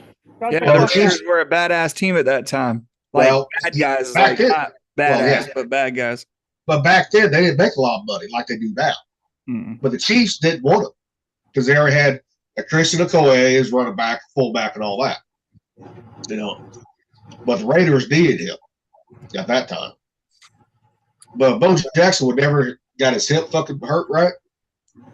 Dude, he would have been the best fucking running back of all time, guaranteed. You know, it wouldn't be Barry Sanders in the talk; it'd be Bo Jackson. You know. Nope. But anyway, children. Oh, ever seen a warthog with nitrous? Warthog with nitrous. I'm gonna share this one. This one's good. Hey, while we're on the subject of sports and everything, I know we lost today, motherfucker. That's why I was late getting the invites out. Because I was watching the fucking end of the game, bitch. And y'all won, so we ain't one game. We're 2 games down now. You should be 1.5, I thought. No, we're 2 because we lost today. Y'all won. Oh yeah, that puts you down. When it goes to a half a game, right? Yeah. That means one team has not played yet, or did not play that day. Yep, I know. You're 2 games down now. Yep. I know, goddamn it. I was watching it. That's why I was late with fucking, you did buy something. A literal warthog. All right. Can't nothing bad happen today. Damn! It's just a dream. Can't nothing bad happen. Hey, bro, let me talk to you, bro. Let me talk to you. I got him. They got 2 of them. Nitro. Let me kill you one time. He's too fast. Get him, Jerome. Let me kill you one time. It ain't nothing but a bad dream. Nothing bad could happen. Oh, no. Yeah, nigga. Nitro. I'm going to stop the sound now because it goes into music now. So, Jesus.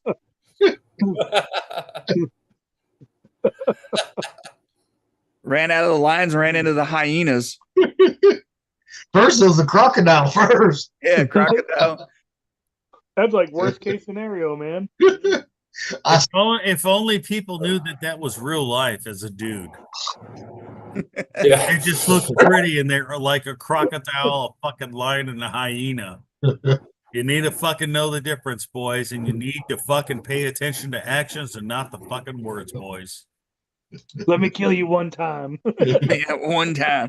Man, one time. They see the article. They're getting the liberals are getting mad about the alligators. They're in the Rio Grande, thinking that people are MAGA and then put the border patrol put alligators in there, and it's like these motherfuckers have lived there for like thousands of years. Like they're not Texas new. has an alligator hunting complaining season. about that crap. Yes. You're fucking retarded. Oh my god, you fucking retards.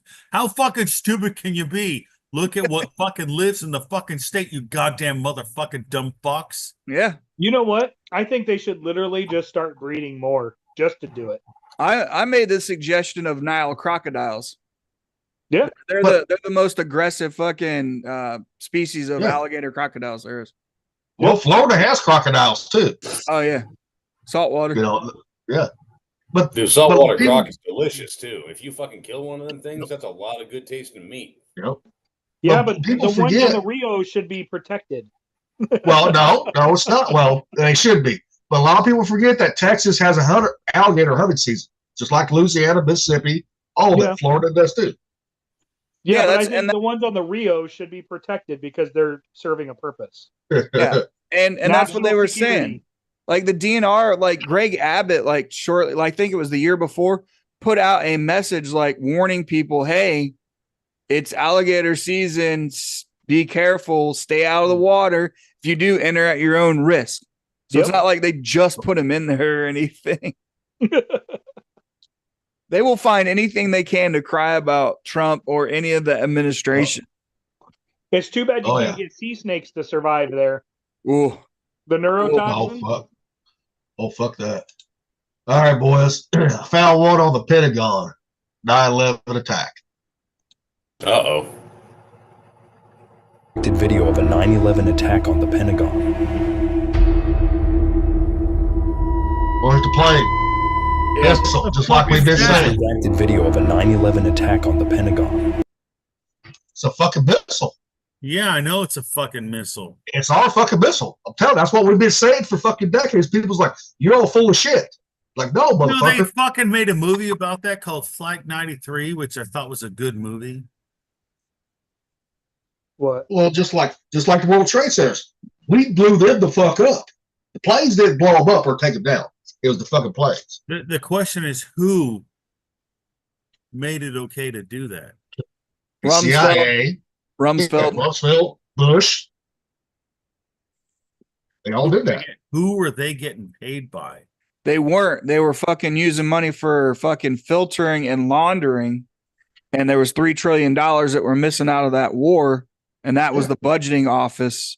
I mean, there was paper still on the ground. We've already seen all of it. They didn't even catch on fire. It's like a bunker buster, not for an explosion, but to just take out the structure.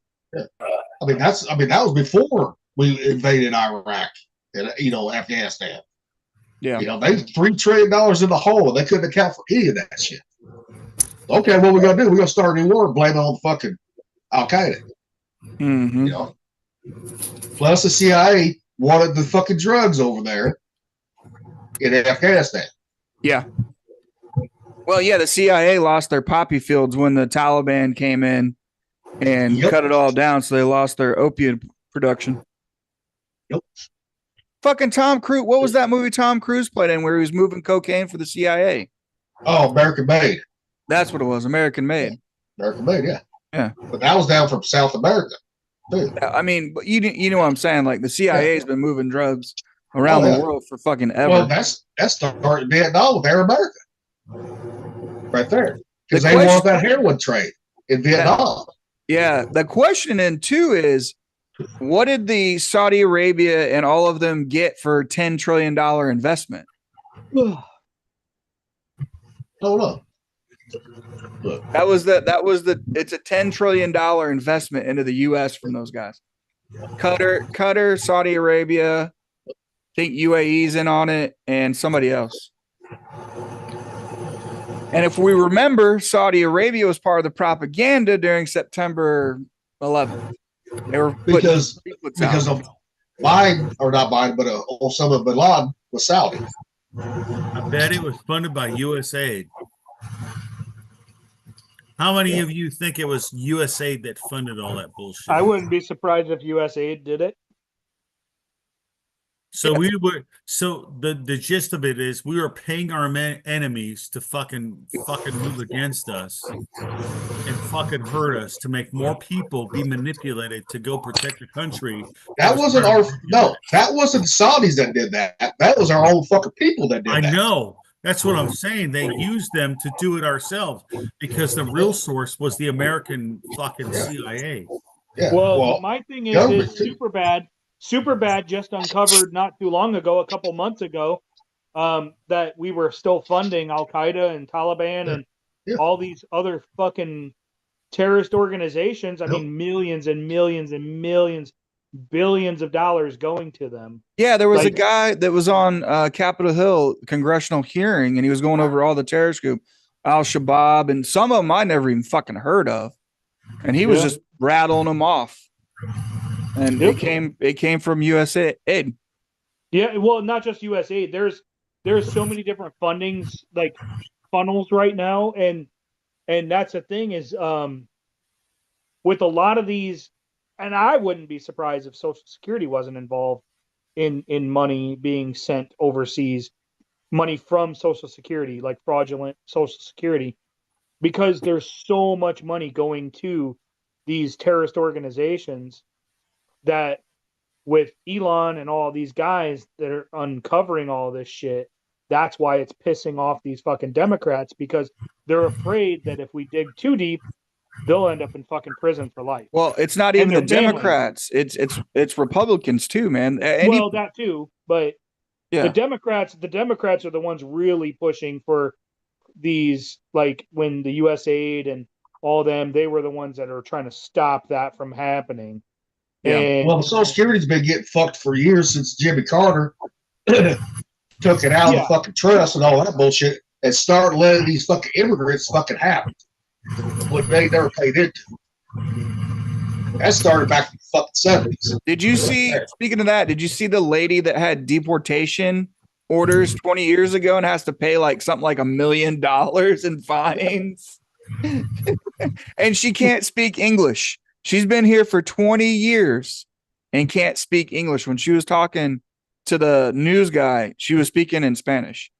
Okay. See, when I was at the power plant, right? Let me see.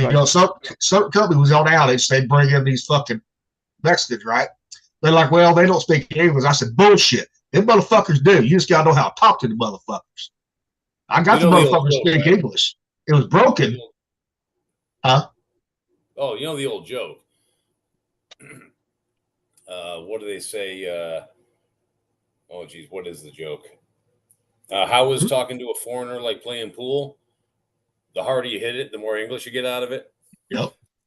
Well, they're like, how'd you get? I said, dude, you just got to have to talk to them. They'll speak it. They don't like to, but they know how to speak a little bit of it. I said, that's a bunch of bullshit.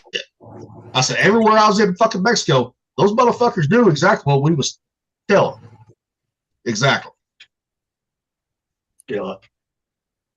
But yeah, if you can't, it shouldn't be fucking Spanish in this fucking nation. It should be English. Plain and simple. Well, and there's the video of Hillary Clinton talking about it. She was campaigning on that for immigrants back in 2016, saying if you're going to come here, you're going to learn English. And it's like everything that's been said, like everybody's flip-flop on trying to get what they can for voters. It's absolutely fucking hilarious to watch the Kabuki theater go down. Well, it's like every time you got to call center or whatever, right? Press 1 for English. No, motherfucker, fuck you. I just think I think it's funny that like there's that sheer hypocrisy of these people saying, act a certain way and do a certain way, and then what they're doing is the fucking exact opposite to get the money. Oh. It's so fucking fucked up and crooked. And more people saw that. I was gonna say that's the way that it's been. Like everybody goes back and forth, back and forth, back and forth. Whose money can I get today from where? And now they're using immigrants. Now they ain't the blacks no more. They use the Mexicans or the immigrants as the new fucking new slaves. What the Democrats are doing. Man, did you see the joke about the call centers from India that, everybody's getting a Oh, scam yeah. one. And I'm talking about World War III. It was like, well, it looks like I'm not going to get any more scam phone calls. And I haven't since when that started. I'm like, damn, I ain't getting more fucking scam calls. What the fuck? Yeah. See, I don't get the point of trying to moderating all the wars around the world. I mean, let them go at it. Exactly. Like India versus Pakistan. Does it really fucking matter?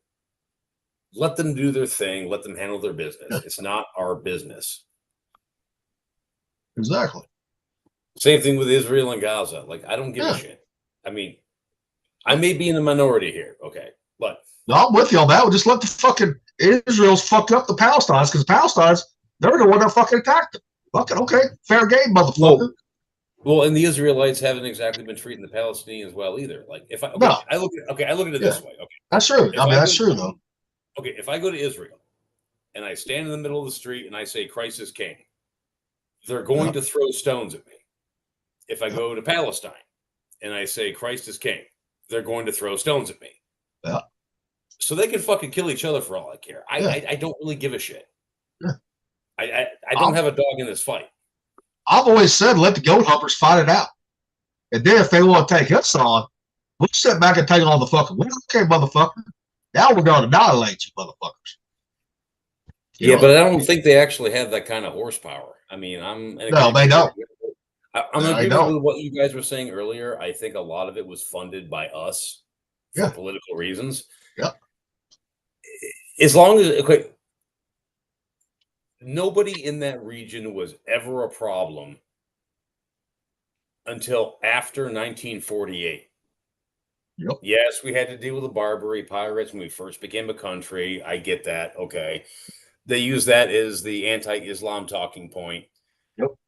And yeah, I agree. We had to go over there and take care of business. I get that. But honestly, those people over there, they don't give a shit about us one way or the other. They really don't. They may hate us. Okay. Yep. But they're not doing anything. They don't have the horsepower to take us on, not even a little bit. No. And the fact that we haven't wiped them out, I think that's the proof that we are complicit in, 9/11 and all that stuff. I think we wanted that to happen because, I mean, come on, look at those fucking people over there. If we weren't funding the shit out of them, if we hadn't given the Saudis drilling technology back in the 1960s because we wanted the oil, they wouldn't be anywhere near as well funded as they are. We gave them the technology, then they nationalized everything and cut us out of the loop. We're talking about a backwards ass religion and ideology. We're talking about a culture that's 1,000 years behind the modern ways, right?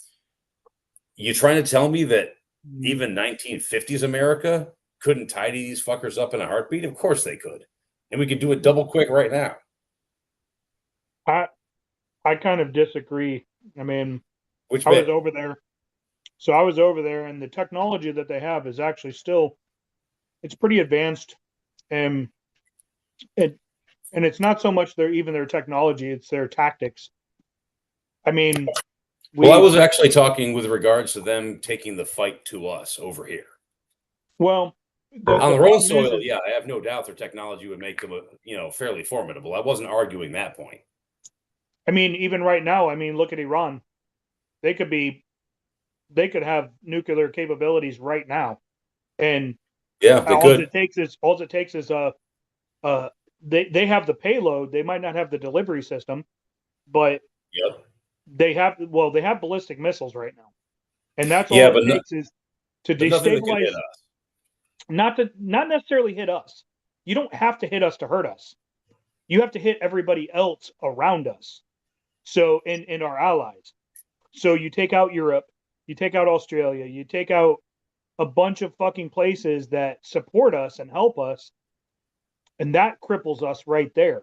Then you figure out a way to get your payload over the ocean, which there's plenty of countries that would be willing to help them, and that's all you got to do. And if you can do that, we're right now, the last 40 years, we've never really concentrated on protecting our border. No, we haven't. we just started doing that. And the thing is when we say protect our border, people think southern border. No, you got to protect north too.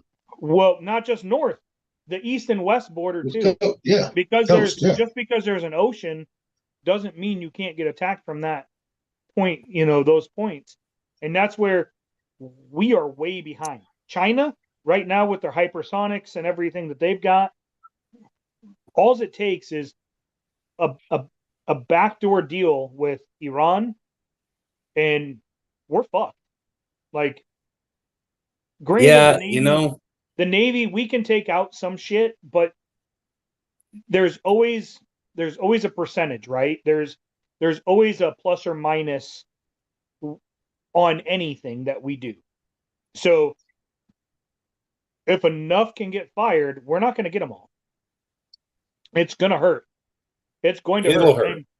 And being overseas and fighting these fucking guys, being a contractor and fighting these guys, seeing the stuff that they do and the tactics that they do, they are very good, and we are blind to a lot of that in the United States. And that's where... Why are we blind? Because the fucking politicians hamper us. So it's idealism, right? It's not reality? Well, same thing in Vietnam. Vietnam we could have taken care of in a year. Yeah. Well, but we were hamstrung by the policies of the Department of Defense, Well, and they quit, and they really quit bombing them after fucking once LBJ took over, right? Then they stopped bombing them like they was. Yeah. We need that Golden Dome. We need Greenland. Greenland would be nice. If you look at that map, if you look at that map right there, most of those fucking arrows are coming from the north. and to the side where Greenland is. Yep. We need Greenland to equal out where Alaska is. We have to have that protection. Well, we also, the Navy needs to start building, like we talked about before, real battleships again. Just like the Wisconsin, Missouri, and Iowa, right? I know, but before any of that happens, Jay, you got to have people that love their country again. Well, just hear me out on this one, because when South in the Korean War, right? Go back up, little Tate. Go back up. You just USS Wisconsin, right there, Painfield? Right there. Jet interceptor bases were pervasive, and the old Painfield and Everett, Washington, now crowded with pre-delivery Boeing airliners, also had nuclear-armed jets, and was prepped and received the nascent forebear of hypersonic, the long-range Bomark anti-aircraft missile system. It's funny. There's a building across the way from the factory. It's where we have extra overflow parking, and we call it the Bomark lot because that's where the Bomark was developed. Yeah. Yeah. And actually, I used to work out on Painfield, and I used to work for about 8 months over in Moses Lake, Washington, on the eastern side of the state. That was a base for nuclear-ready B-52s during the Cold War. They kept those things nuclear-armed on the tarmac, ready to fucking go back during the Cold War. And I got a picture of it. I don't think I have it anymore, but it was a big bulldozed-up berm. And it was a shooting range to test out the tail guns on the old generation B-52s. That's how far back that base goes. And Boeing rented it out for the 737 overflow when that whole debacle with the crashes happened. They had to, keep the jets that they had already made grounded. And so they put them over there. And I worked there for, like I said, about 8 months. But yeah, there was, Painfield. I worked out there on Painfield. And over in Moses Lake, those were both epicenters for nuclear-armed response bombers. The history behind it's really fucking cool. And we need to get back to that though. But also, like I said, bring back to like the Wisconsin, like not the Wisconsin, but ships like that, because in Korean War, they got taken fire from the mainland, right? Temper. Yes, and they unloaded all that fucking spot. That's what someone came on. Temper now. Yeah, bombed the shit out of them. Yeah. Well, you ever hear about the story of Tinkerbell? So back in this wasn't Korea. Temper was Korea. In Vietnam, they actually, I think it was the USS, I think it was the Iowa itself. They had actually flooded the lower decks to sink it down into the water a bit, right? To make it kind of like a semi-stationary firing platform. To get further range. Right. And a group of Marines actually went over the radio and requested fire support because they were trying to take a hill, and the resistance, they were too dug in. They couldn't do shit against these guys up on the hill. And someone come across the radio, said, yeah, this is Tinkerbell. Give me your coordinates. And they said, this is the coordinates we're at. This is where the enemy's at. And 5 minutes later, the top of that hill fucking disappeared. And it turns out Tinkerbell was an Iowa-class battleship just off the fucking coast. It sent in a full fucking fusillade of 16-inch rounds. I mean, and just think about it, that's before they had fucking like Missouri and the first Gulf War had fucking tomahawks on the bitch. Oh God, yeah, they had tomahawks, they had harpoon launchers, 4 Sea Whiz, the 5-inch. Just thinking, but just think they got that many guns. They put that many, get the big guns right. The alone will do damage. Then you add modern shit to it.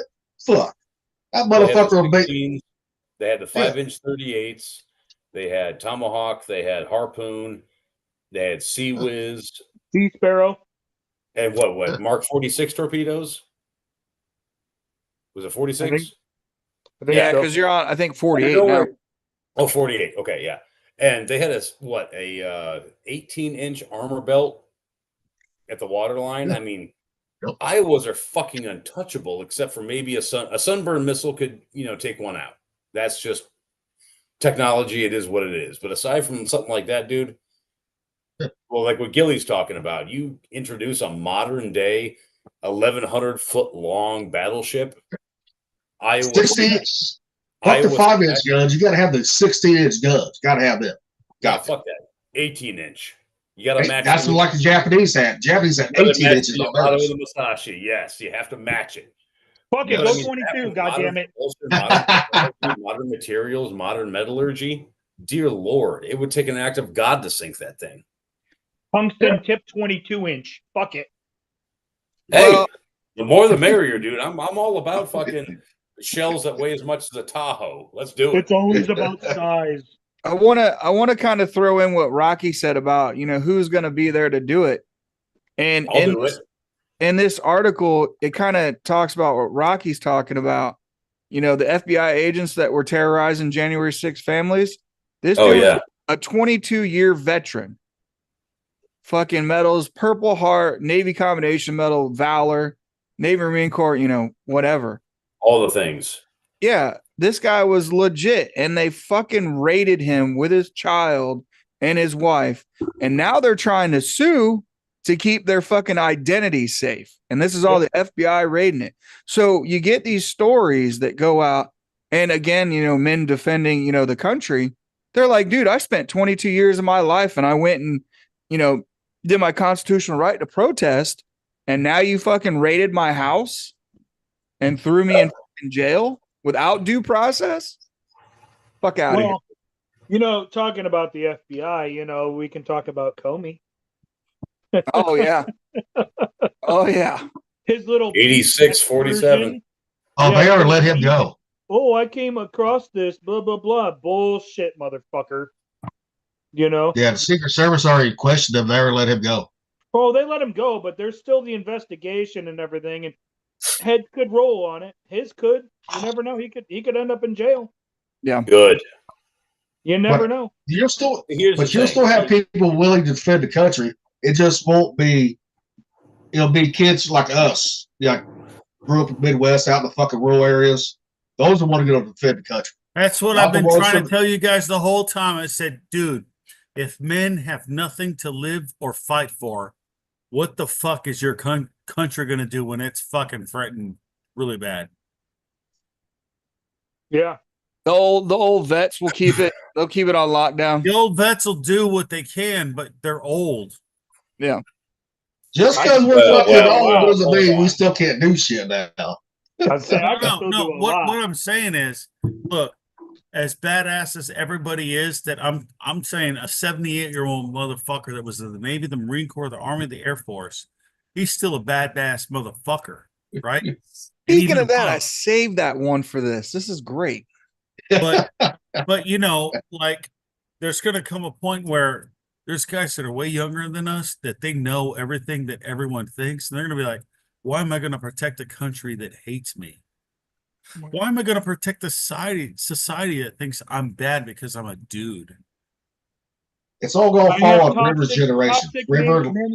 Masculinity, toxic masculinity. Oh, that's not toxic. You know, toxic is the absence of masculinity. So I'll say that. I don't care if anyone gets mad. Fuck you. I am toxic. The absence of masculinity, which means fucking common sense and fucking logic. You need that. You cannot trust your emotions all the time. Well, that's why we got to fucking train the next generation.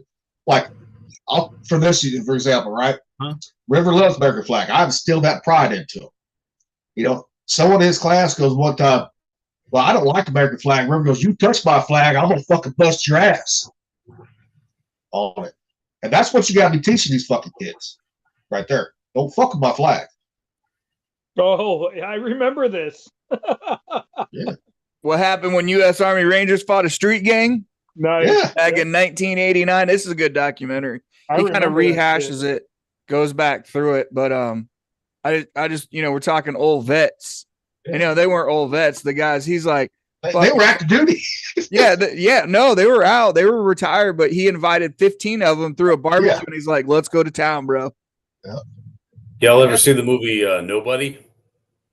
Oh, yes. Oh, yeah. Very good movie. I think I've seen that one. His father sitting there, got a blanket on his lap in a retirement home watching TV. Got a 12 gauge. But, you know, from Rocky's perspective, yeah, I mean, guys, you know, but Gen Z is starting to come around. Like they're doing the MGTOW, but they're also getting behind the country. You can see a lot of the college students, like when they were trying to take down the American flag and they surrounded it, like, the fuck you are. I'm gonna fucking, because they know this is what they know ingrained. It's like, look, we're not going to defend women that hate us, but we're going to defend our fucking freedoms. Our freedoms and our rights, our right to worship any god we want and protect our fucking selves legally. And no woman's going to fucking override that fucking shit. Dude. I don't care how pretty you are. You could be as pretty as Christy Brinkley when she was 22, 23 years old. Yeah, she ain't that pretty. And beautiful that was. But you know what? It will never override that. My will to live and live free is always going to be my top priority. She will never be that. I'll take Kathy Ireland from back in the day. Oh, yeah. Now we're talking. Her too. Yeah, I mean, dude, there's Morgan, what's her name? Morgan Fairchild.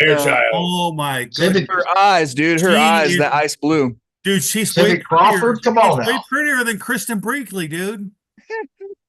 She's way beautiful. She's more prettier than her. And you know what? I think she's shorter. I like the shorter girls myself. But mine's 5'3". 5'3", 5'4" is my favorite, but 5'1". Yeah, but they all come with attitude problems when they're fucking below 5'5". Oh, I know, and I love it. It's amazing. It makes my life so much more interesting. If only women liked us like it. You know, I wish. You know what I wish would happen? A reverse. We loved women. If we love women more than they love us, but if women could love us more than they loved anything else, like they loved men more than anything else, it'd be amazing to see what would happen. Well, they're still arguing. I was gonna say the trad wife thing is what's becoming that viral, that women are going after. The feminists can't stand it. And it's like, you know, the women making videos of like, why the fuck do I want to move rock and do all this fucking hard work when I can sit inside, cook some supper, take care of the kids, and I ain't got to fucking work? Fuck's wrong with y'all? You know, and they love it. Yeah. They love their man. Yeah, the thing is, dude, if the guy is any kind of a guy at all, he's like us. He's into grilling and smoking and all that stuff. Half the time, we'll take care of dinner ourselves. Mm-hmm. You know, like this morning, you know, the wife was working, I wasn't. And so I made her brunch because we both like brunch. It was a mutual thing, obviously. I'm not being a servant here, but we both like brunch. And she came home from work, and I already had homemade buttermilk biscuits already baked fresh from scratch for her. And I was smashing the sausage patties and melting the cheese and making her a sandwich, with maple syrup and cayenne and all this shit. If you're a halfway decent woman, you don't even have to do all of the cooking. Dude, I'll tell you what's going on right now in my house, bro. Oh, dude, you own a fucking food truck. Enough said, right? No. But dude, I was like, dude, I let her sleep in today. I usually wake up before her, right? So I get her up and all that other stuff. I wake her up, I massage her in the morning and all that other stuff. I rub her down. Yeah. Because I love this girl, man. She's the golden goose. To me, Fuck she's yeah. my You ever hear the fable of the golden goose that laid the golden egg? Yeah. Well, yeah, of course. Who hasn't? Okay. To me, she's my golden She's my golden goose. But to me, from her to me, she thinks I'm her golden goose. So we treat each other with this fucking respect, I guess it could say. And You so treat each other with mutual adoring deference. yeah, no, because it's like I love to make her happy, and in return, she loves to make me happy. Yeah, that's what I said. It's the coolest dynamic, and I wish the whole world understood this. And I'm not bragging, I'm not trying to be cocky, but I just got to say, like, look, this is what normal is: a guy that loves a girl and a girl that loves a guy, and they want to make each other happy. I know, you man. just try to get laid. You just try to get some pussy early in the morning. Dude, I get whatever I want. That's why you decide you're doing the foreplay. What you doing? Happy wife, happy life. Hey, no. It's happy life, called, happy wife. You know what it's actually called? Play with her to play with her. Take it as ever you like. Play with her to play with her. And when you know a girl pretty good, you know how to play with her to play with her. And I'll leave that at that because no one said shit. Anyways. I want to change that. When did you guys see this? Biden's got fucking prostate cancer. Now, is it Biden? I hope or he's the guy okay. No, is it Biden or the guy who was playing Biden? No, it's Biden. It wasn't the guy playing Biden because that was Jim Carrey. Right. Jim Carrey did say that he wanted to play fucking Biden. And when he came walking out, the dude that was like 6 foot tall, and he came striding out, I'm pretty sure that was Jim Carrey. Yeah, it was probably Jim Carrey that fell down the stairs or up the stairs. I think that too, dude. I think that too. Because he was talking about that. Yeah. Jim Carrey was. Like what I was saying, it's like fuck, man, I can't remember what I was saying. See, I threw you off track. It's on purpose. I know. You're talking about a great woman. I do, and I don't want to brag, but what I want everyone to see is like, why not? Because why not? It's not that. Here's how we worked. I liked her, she liked me. We never did anything to impress each other. There was always a physical sexual attraction, but the thing that made me drawn to her first was she had the same worldview as me. She believed my view of everything that's in the universe, like life, death, everything like that, right? She believed the same thing. So we understood that about each other. And then after that, she cooked me food. She made me some fucking chicken. All it takes chicken to get to it was chicken. over.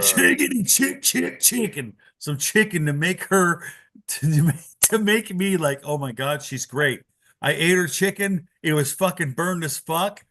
And you know what? A girl made me chicken. I Doesn't went matter, man. because I'm a humble guy. I'm a humble guy, right? I'm not the greatest looking dude, but this girl made me chicken, and she fucking sought after me and chased me. There's no way I'm gonna turn down a girl like that. I tell you what, man. When I first met my wife, I come off a really, really bad breakup. It was very hot, very fast, ended very quickly, and I was just pissed. Talk about Little. Oh no! Wait, before that. No, Little happened after.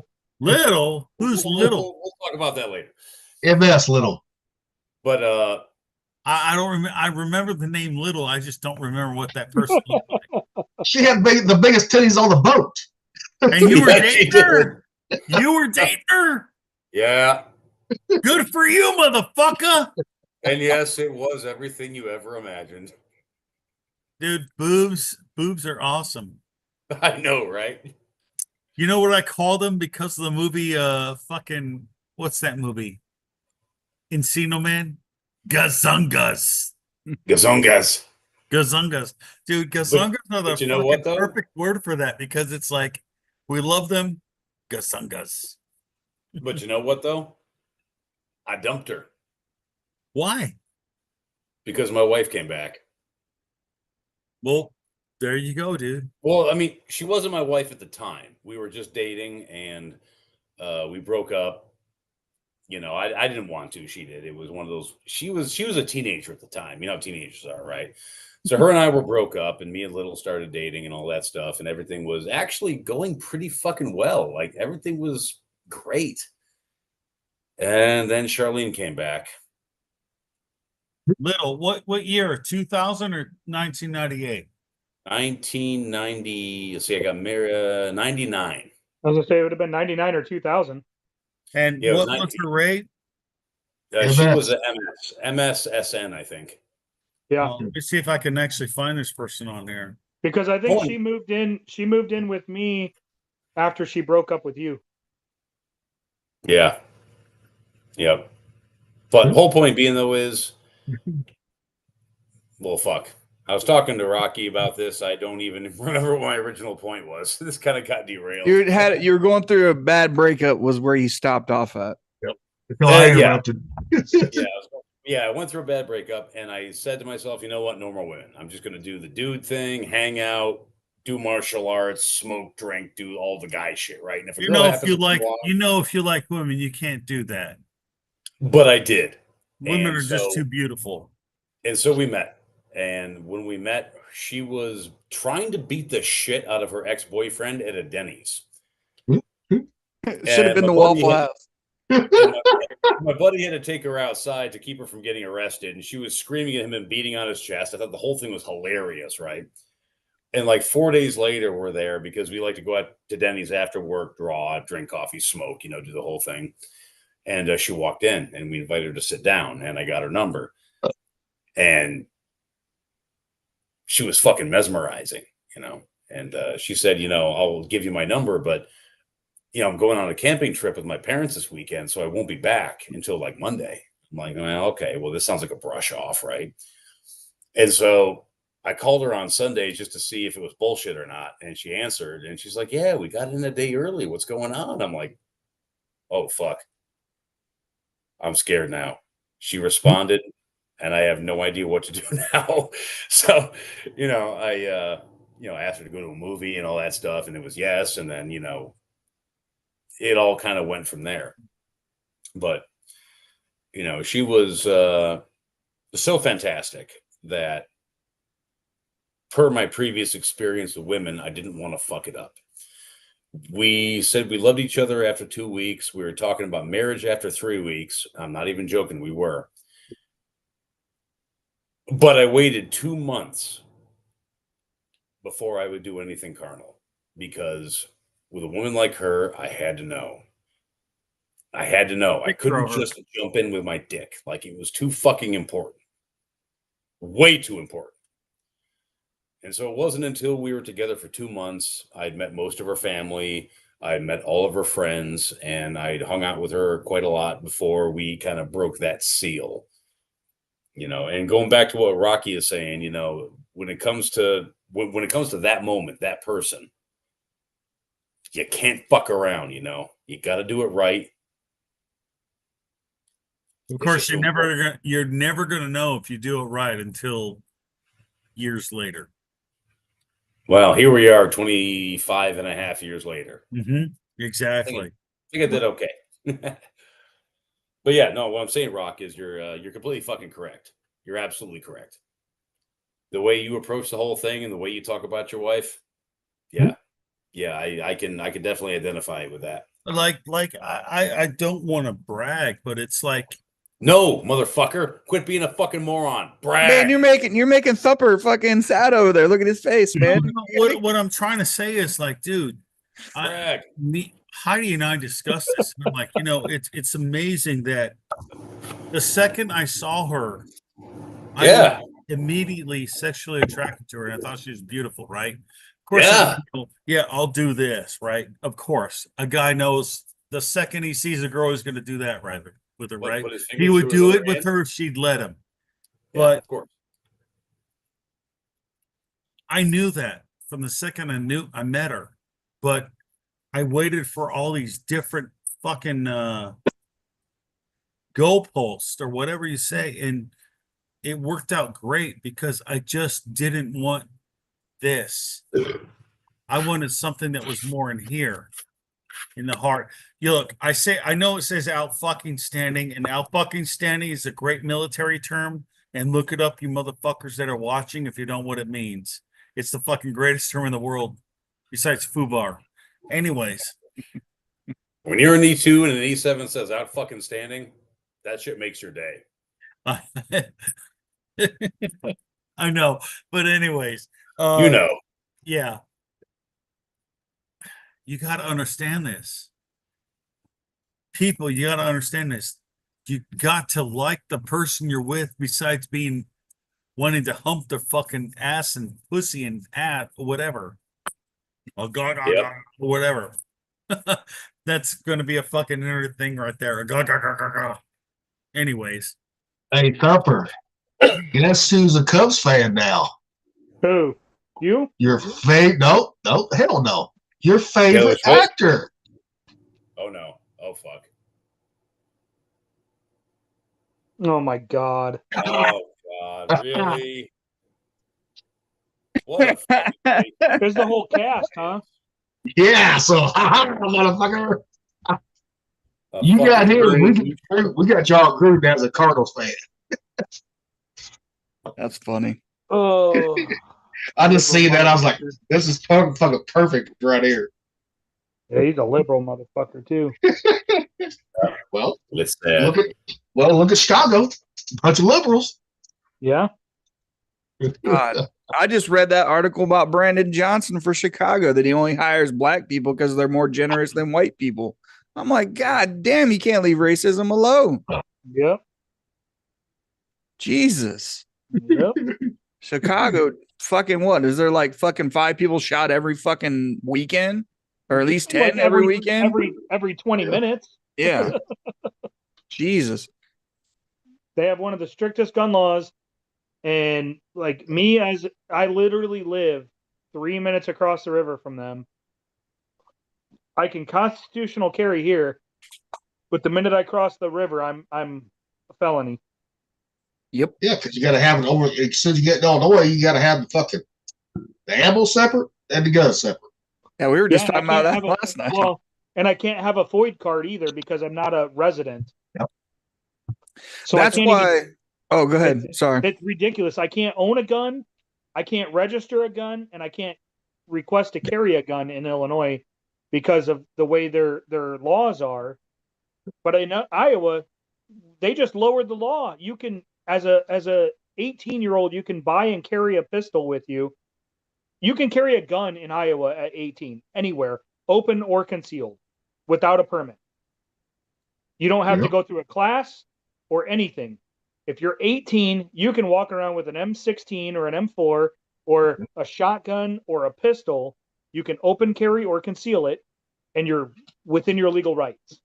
The minute you cross the Mississippi River, which is 3 minutes away from my house, you're a felon. You if you get pulled over and caught, you are now a felon, and you will be sent to prison. And that's why Gary, Indiana used to be so bad, because it's a hop jump from Chicago. So all the gang wars would happen in fucking Gary, just outside of Chicago. Like literally the tram stops right on the line, basically. Yeah, they would go there to shoot at each other.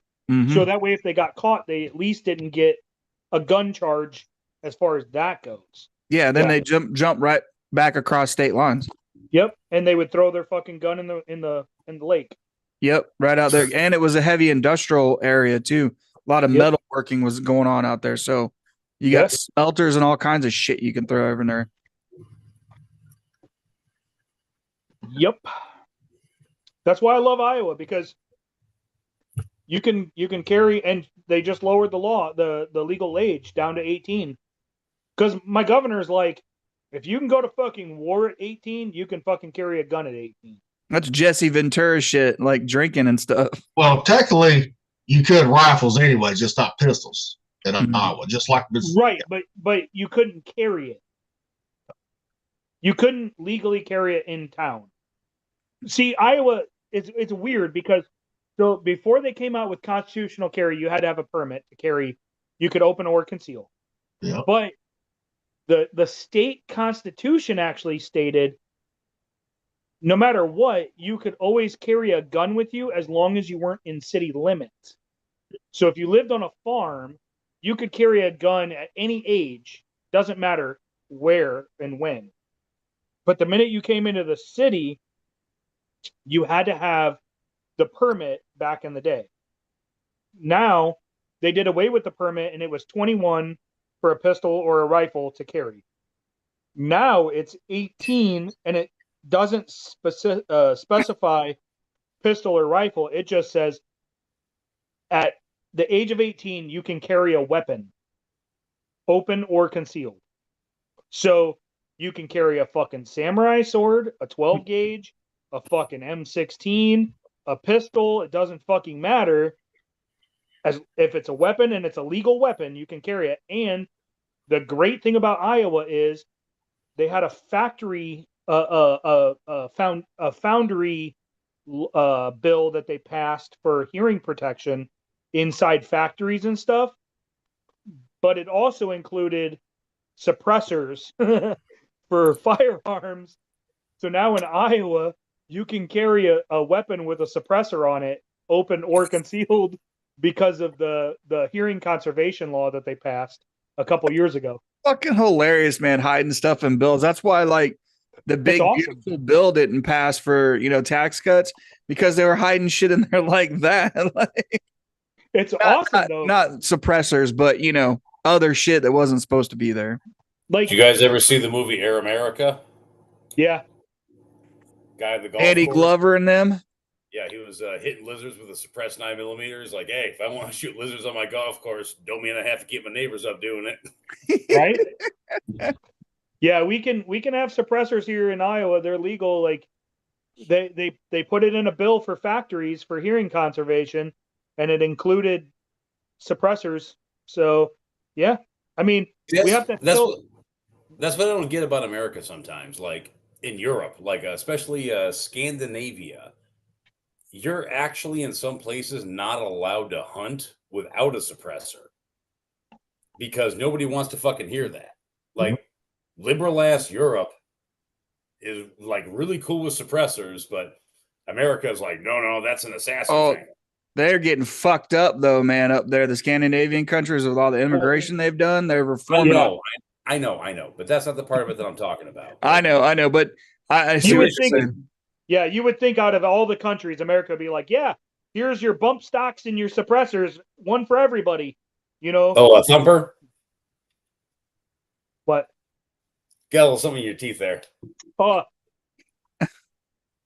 You got a piece of broccoli. It's still it is. No, it's from a peanut. Sorry, man, I couldn't help it. It was bothering me. I didn't see a good catch. I got a big-ass thing of peanuts. I'm here for you, man. You know I'm here for Thanks. you. I didn't. Do I have more? Like Rocky said, real men that tell the truth. Damn. Like, buddy, your shit's fucked up. Idiocracy. Yeah, it almost looked like I was missing a tooth. Like a fag and your shit's all retarded. But no, you would think, like Iowa, like I want a binary trigger. I want a bow stock. I want fucking suppressors. Like Iowa is one of the most lenient states now for firearms. I heard Missouri's like that too. Yeah. Wasn't the forced reset triggers a way around it too? I know I've seen the forced resets and they've kind of circumvented the binaries. So I was out in California at my ex's father's house, and their laws, dude, in California are ridiculous. Like, the M16s or the M4s, so an AR, if you fire it, you have to break the upper and the lower apart in order to load another one. It's ridiculous. Like, fuck you. It is so stupid. At that point, I'm a single shot fucking 12 gauge, man. Like, fuck. Yeah. At that point, there's no point in getting those. So he's looking at moving, obviously, when he retires.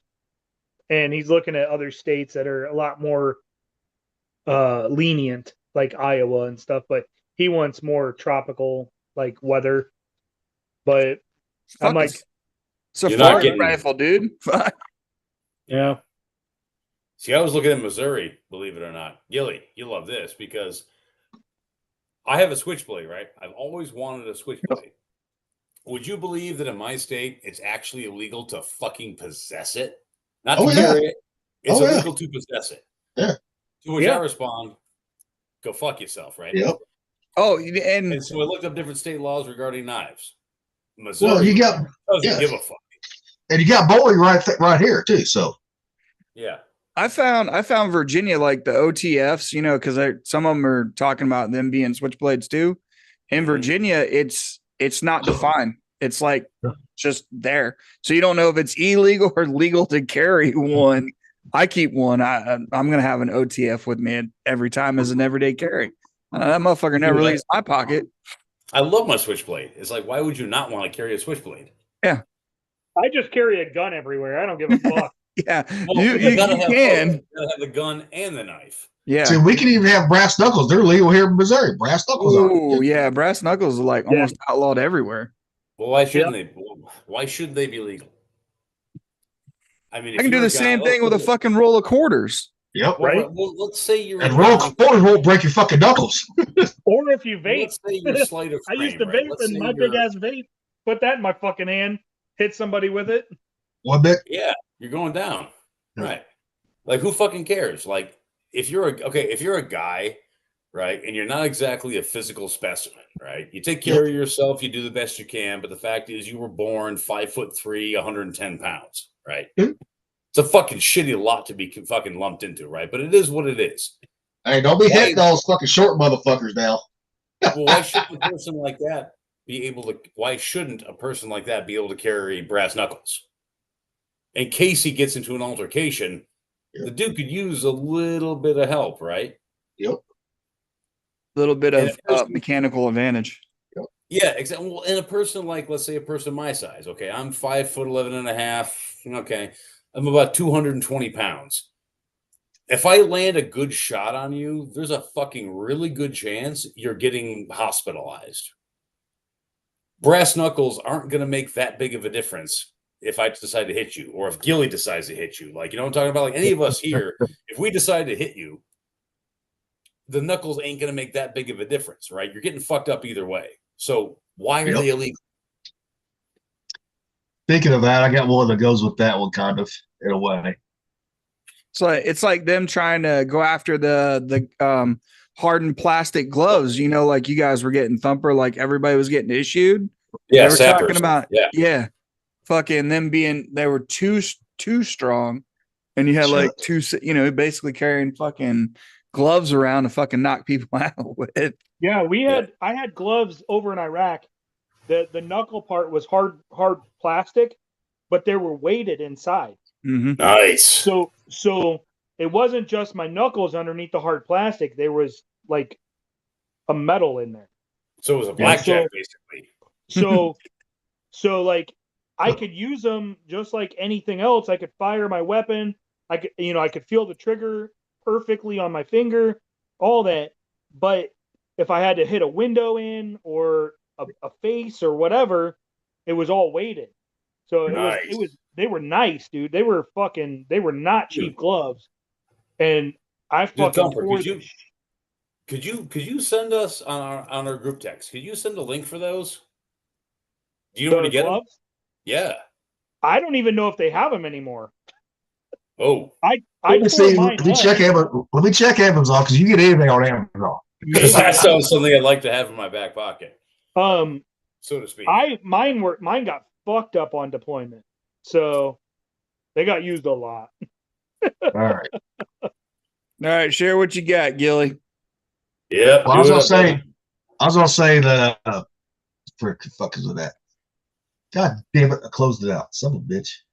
God damn it, bling ding ding ding there. I'm Gilly and I just can't understand technology. Bling ding there. Yeah, I know, God damn it, I know. You got a pretty mouth, boy. It kind of goes to what we was talking about, right? You know, different styles of fighting, right? Oh yeah, yeah. What up? I know you two have seen this. Just no, Mick, I didn't see that to you. I said the fucking thumper.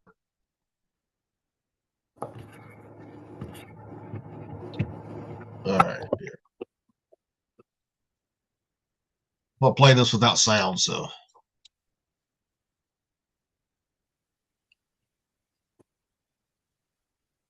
The fuck? Master Ken, he's so awesome. Have you guys ever seen the video grab his dick and twist it? Yeah, that's what reminds me of that. But you know, you talk about like, you know, people like 5'3", 110 pounds being a mechanical advantage, right? Twist that. Yeah, that's what he grabs by the nuts and you know. All right, let me see what Amazon has. See, Gilly's invested in this. I like that. I like that level of dedication to the conversation. There's ones that are steel knuckled. That would work too. You get them on Amazon. Walmart sells them for fucking $19. Dude, you go to any Harley bike, Harley shop, they sell them too. So yeah, these were in like had the hard plastic on the outside, but they had like small little beads of metal inside of them. Yeah. So basically, it's not a solid mass of metal; it's a shiftable mass of metal, which makes it kind of like a dead blow hammer. Yep. Kind of, yeah. And well, all kinds of them. Yeah, that's kind of important, because a dead blow hammer and a regular hammer don't have the same properties. They're both tools designed for different things. A dead blow hammer is meant to convey maximum weight and impact at the very end of the stroke. Kinetic energy. It's all about kinetic energy. Well, dead blow is used in body shops for fucking finesse too. And with a dead blow hammer, the kinetic energy fully transfers into what's being hit, which I think is what Thumper's gloves were meant to do, which just because it's hard doesn't necessarily mean the transfer of kinetic energy is going to be the same as if it's like a sapper glove where it's like literally a blackjack on your fist. That's why I wanted to see what Thumper had. Yeah, I got to find them. Yeah, I mean, motorcycle riders use them all the time. Yeah. Yep. The laws of physics are unchallenged. What it takes to knock a motherfucker out doesn't change. They were nice gloves too. I don't even remember what brand they were because is that when you were contracting? Yeah. Yeah, they get all that slick shit. Yeah, I had them when I was contracting, but I also had a pair. They weren't the same though. I don't think they had the stuff inside the knuckles, but I had the hardened knuckles ones when I deployed when I was in the Navy. And but yeah, the contracting ones, those I had a whole different layout issue. No, were they fingerless? No. Full finger. I didn't like the fingerless ones. You could get them fingerless, but I didn't like them fingerless because if you're depending on your mission and what you're doing, I mean, I would do that right there. I would do her. Yeah. No, I'm totally in. Yeah. I'd go from one mouth to the other. Boop, boop, boop, right. Boop, boop, Sorry, boop. I see that. I was like, I'm gonna share this. Well, a situation like that, you can get the angel blowjob without having to convince two different women to do it. And if you lay them on their side, if you lay one on their side, you get one to lick your fucking ball sack, and then the other one to lick your dick. That's a fine situation. You get it both at the same time. Yep. Sorry, I had to share that. I was like, oh fuck, this is too good not to share right here. Things that fucking we see on Facebook. But yeah, as far as those gloves go, man, they worked wonders. Did you ever have to knock a motherfucker out with them? Yeah. Oh yeah. Effective? Effective. Yes. Very. Nice. Nice. Very These are the effective. questions that have to be asked. It's just like that's why I don't like the Beretta, because the Beretta is not effective. Oh, The shotguns are effective. those Just are not the fucking- pistols. What do you mean the Beretta's not The effective? shotguns are very effective. Yes, I love their shotguns, man. Just not their pistols. Well, next We week I'm didn't going to Montana, and I'm coming home with a Mossberg 940 Tactical. I think I told you guys about that in the group Nice. chat. That's Yeah. a good. Yeah, I see that when I woke up. I had like 30 missed texts. I was like, what the fuck? I was like, holy shit, these motherfuckers been going to town today. No, Rocky, I actually turned my vibrate off this morning because it was just going fucking batshit crazy. You turned your vibrator off? Yeah, I did. I turned it off, man. It was fucking going off too much. It was on remote. I didn't wake up till 3 o'clock when I actually rolled out of bed. You I was like, lazy God. motherfucker. Oh, so fuck yeah. Rocky, your Wait, fucking sound's off. You're muted again. Sorry. I muted myself. I didn't want to say anything stupid, so that's why. What do you mean? What were you saying? But you can't talk without saying something stupid. So why mute your phone? I say stuff that is stupid at first, but then when you think about it, it's not really stupid at all. Are you sure about that? I'm 100% sure about The that. the I don't John give a Cena scene? fuck- Are you I don't sure give a about fuck that? about John Cena. He He's can suck a 100% dick. sure he's 50% on it. Hey, whatever it takes for Rocky to not eat a bullet, I'm behind it. You guys are fucking cocksuckers. Fuck you. Of course we are. That's why we do this. We're friends if we Well, want. if you think this is bad, just wait till we're out there. Right? Oh yeah, yeah. Hey, What were you speaking of guys that- talking about before y'all got me involved again? Here, right here. Right here. We were talking about gloves and fighting and Dude, that would be so fun to do. Right? I'm telling you, you put them on their side. One's gonna lick your balls and asshole, and the other one's getting your dick. But there is a set of conjoined twins that are male, right? One is gay and one ain't. Well, they've got 2 heads and 2 arms and 2 titties, right? So they could each control their respective arm, and they could take the 2 heads and they can suck on their own respective titties. That's got to be fucking fantastic, right? Like missionary position for the win here. what was that? Stuck on You or Stuck on Me? The Matt Damon one. You know, It doesn't matter. We get the point. on it. But you know who won? Oh, Blues Hog did not win. They got put in the finals, Memphis Bay, but they got reserve grand champion Whole Hog. Yeah. And Big Mo Cason didn't even fucking get to the finals. Nope. Jesus. I saw. Meyer Mix didn't either. Back in a That's second, gentlemen. crazy. You know, Big Bob Gibson out of Alabama, right? Didn't make it in the finals, but he did for fucking ribs. I think he won the rib or the pork shoulder competition and stuff. Because I seen the results last night. You know, Speaking So- of that, sorry, I wanted to bring this up real quick since we were talking about this, and you guys brought up coming out there. We found this. If you guys are down for it, Rocky, you in for this? Got to wake him up. What is it? So out in Pigeon Forge, not too far from you, one of the guys from Forge and Fire actually will let you make fucking knives. I'll show you how to do it. he was a pound season out- 3 competitor. You have what to it was. see. You have to see if that was not affected by the hurricane, bro. I'll look it up, but it's in Tennessee. I know. That's why I'm saying, because Tennessee and part of As- North Carolina, they got destroyed, bro. As far as what they're saying right now, there's nothing in there that shut it down. Yeah. They would have it up there. They still got their hours. I'll call them tomorrow, but they got ones. This is for 5 to 12. 5 to 12 for making a nail knife. Yep. And they've got a pony shoe one. And then I think the horseshoe, you got to be at least 9. Yep. And then the minimum age is 13 for the railroad spike. Yeah. So Yeah. Landon makes that. He'll end up probably fucking wanting that one, of course. Well, it's just an River- idea we were talking about. You know, since we're going to be over at Rockies, we're pretty close. Well, might as well fucking do it.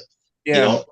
And I mean, now River, he'll be like, I want to railroad spike. Boy, no, you're going to get the fucking nail on a month or horseshoe. What's what you're going to get. Hey, I got a question.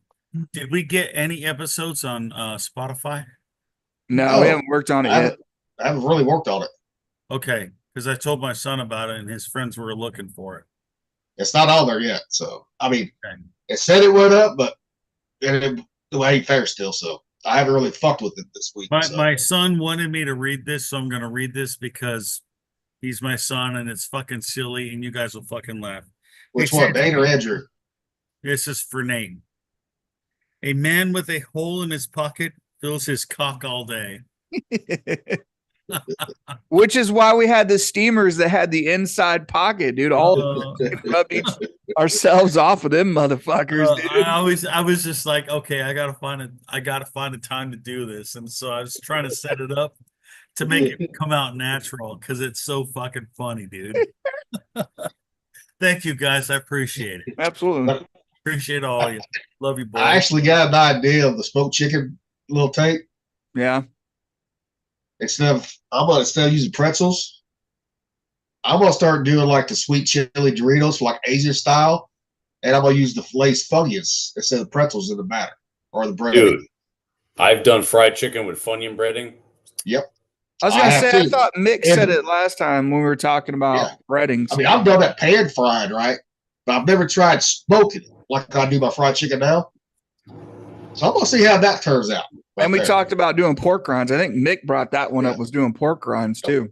Yeah, when I was doing the carnivore diet, hardcore, like. Hey, did you ever get a hold of Macaulay? Macaulay? I did not. No. But yeah, Mick ain't gonna come on. Dude, he's too sissy to do it, isn't he? Wow, every time you try to call the motherfucker, he never answers. That's a problem. I feel bad for him, but I wish he could talk to us. That old sailor. Well, I do too, but like I said before, people know how to get a hold of us on Facebook and all that. So if they want to come on, all they got to do is send us a message. If they don't want to come on, fuck them. You know, if they don't. You know. Well, and I've been watching, like, we haven't pulled anybody from Facebook tonight. Nobody came over, Gilly. I know. They ain't going to, because most people that watch Facebook, they don't watch YouTube. Yeah. You know, and you can only go on YouTube, you're not going to get that many live views anyways, because we're unknown, too. That's the thing. We're going to be Jim's 500 to 1,000 years from now, boys. I think we've had 3 fucking views on this whole video today, what I seen earlier. Right. Nobody loves us. Nobody. But that's YouTube. That's why I think we've been shadow banned. Yeah, I've seen the numbers go down. Oh yeah, message real quick off the thing. I just got a notification from the New York Times that Biden has been diagnosed with aggressive form of prostate cancer. I just brought that one up. I know, but it's starting to go around now. Oh yeah, the New York Times, dude. Yep. Yeah. Now everybody's gonna be freaking out. Yeah, you see, I'm always conflicted when things like that happen. It'll go back and forth and be like, we were looking at this. Now look at Biden. He's got prostate cancer. Yep. Yeah. There's something going on in the world that they don't want us to fucking notice. Yeah. That means keep an eye on world finances. Like we talked about the $10 trillion that Trump got. You know, that's the reason we're on the internet. No one watches us by now. But later on, they're going to be like, holy shit, these motherfuckers, these crazy motherfuckers were telling us the truth the whole time. And that's why we do more than just one platform, too. Mm-hmm.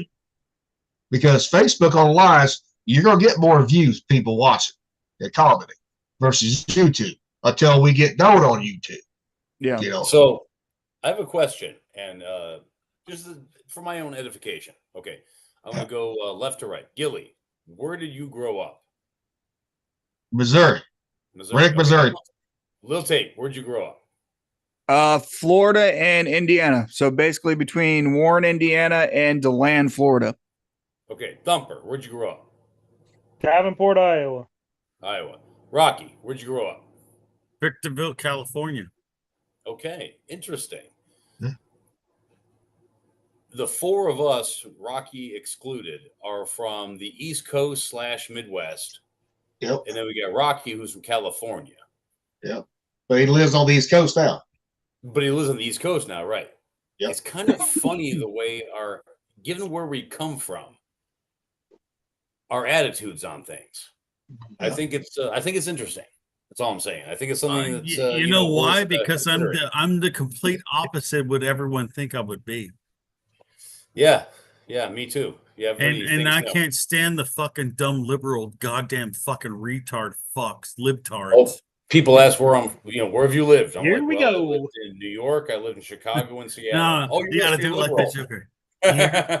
No, do it like the Joker. The Joker. Heath Ledger. Here we go. Hey, Rocky, you still got your skater fucking jeans back in the late 90s? Dude, I have none of JNCOs. You got JNCOs? Dude, I saw people at the fucking concert that had jeans like the fucking JNCOs, dude. All the racism that all these people and all these fucking news agencies and all these people talk about, it's fucking not real. I saw black, Asians, Middle Eastern, fucking white, Mexican, whatever you fucking can imagine. They were all there listening to these three fucking bands. And you know what? All three fucking bands sounded great. And it made me think, I was talking to you guys and I was eating pretzels and all that other shit because I was drunk. But I was like, hey. Racism, like the people are trying to portray it, it's all a fucking lie. It is. It's a complete fucking utter lie. And everyone that's fucking spouting that shit should get their fucking tongue cut off. So do you guys ever go to metal shows at all? Any heavy metal concerts? Yeah. Oh, yeah. Do you ever go? Okay. So do you ever go into the mosh pit? Yes. I'm a big Pit fan. I love going. A couple of last month, I saw Warbringer, and I went to the Pit. Fucking outstanding, right? A couple of years before that, I saw Cannibal Corpse. Went to the Pit because if I'm going to go to a metal show, I'm not going to pit the entire time. But if you're going to go to a metal show, for me, like the Pit is life, right? So probably about 10 years ago, my brother-in-law and I, we go to the Mayhem Festival down at White River Amphitheater in Washington, right? And one of my favorite bands, I've seen them twice. Anyone listen to Hatebreed? No. Yeah. Okay. Hatebreed is just lyrically, musically, they're fucking amazing, right? And of course, when you see Hatebreed, you got to hit the pit, right? And whenever you hit the pit, you've got that guy. There's always that guy, that one guy that you zero in on him, he zeroes in on you, and that is your fucking pit nemesis for the entire fucking show, right? That's the one guy you want to knock on his ass, and he wants to knock you on his ass. And it's not unfriendly. It's aggressive, but it's not unfriendly, right? Kind of like military shit talking. Just because you're saying obscene things to each other doesn't mean you hate each other. And the first time I saw Hatebreed, my pit nemesis was a black guy. The only black guy that I saw the entire fucking show, right? But in there, in the pit,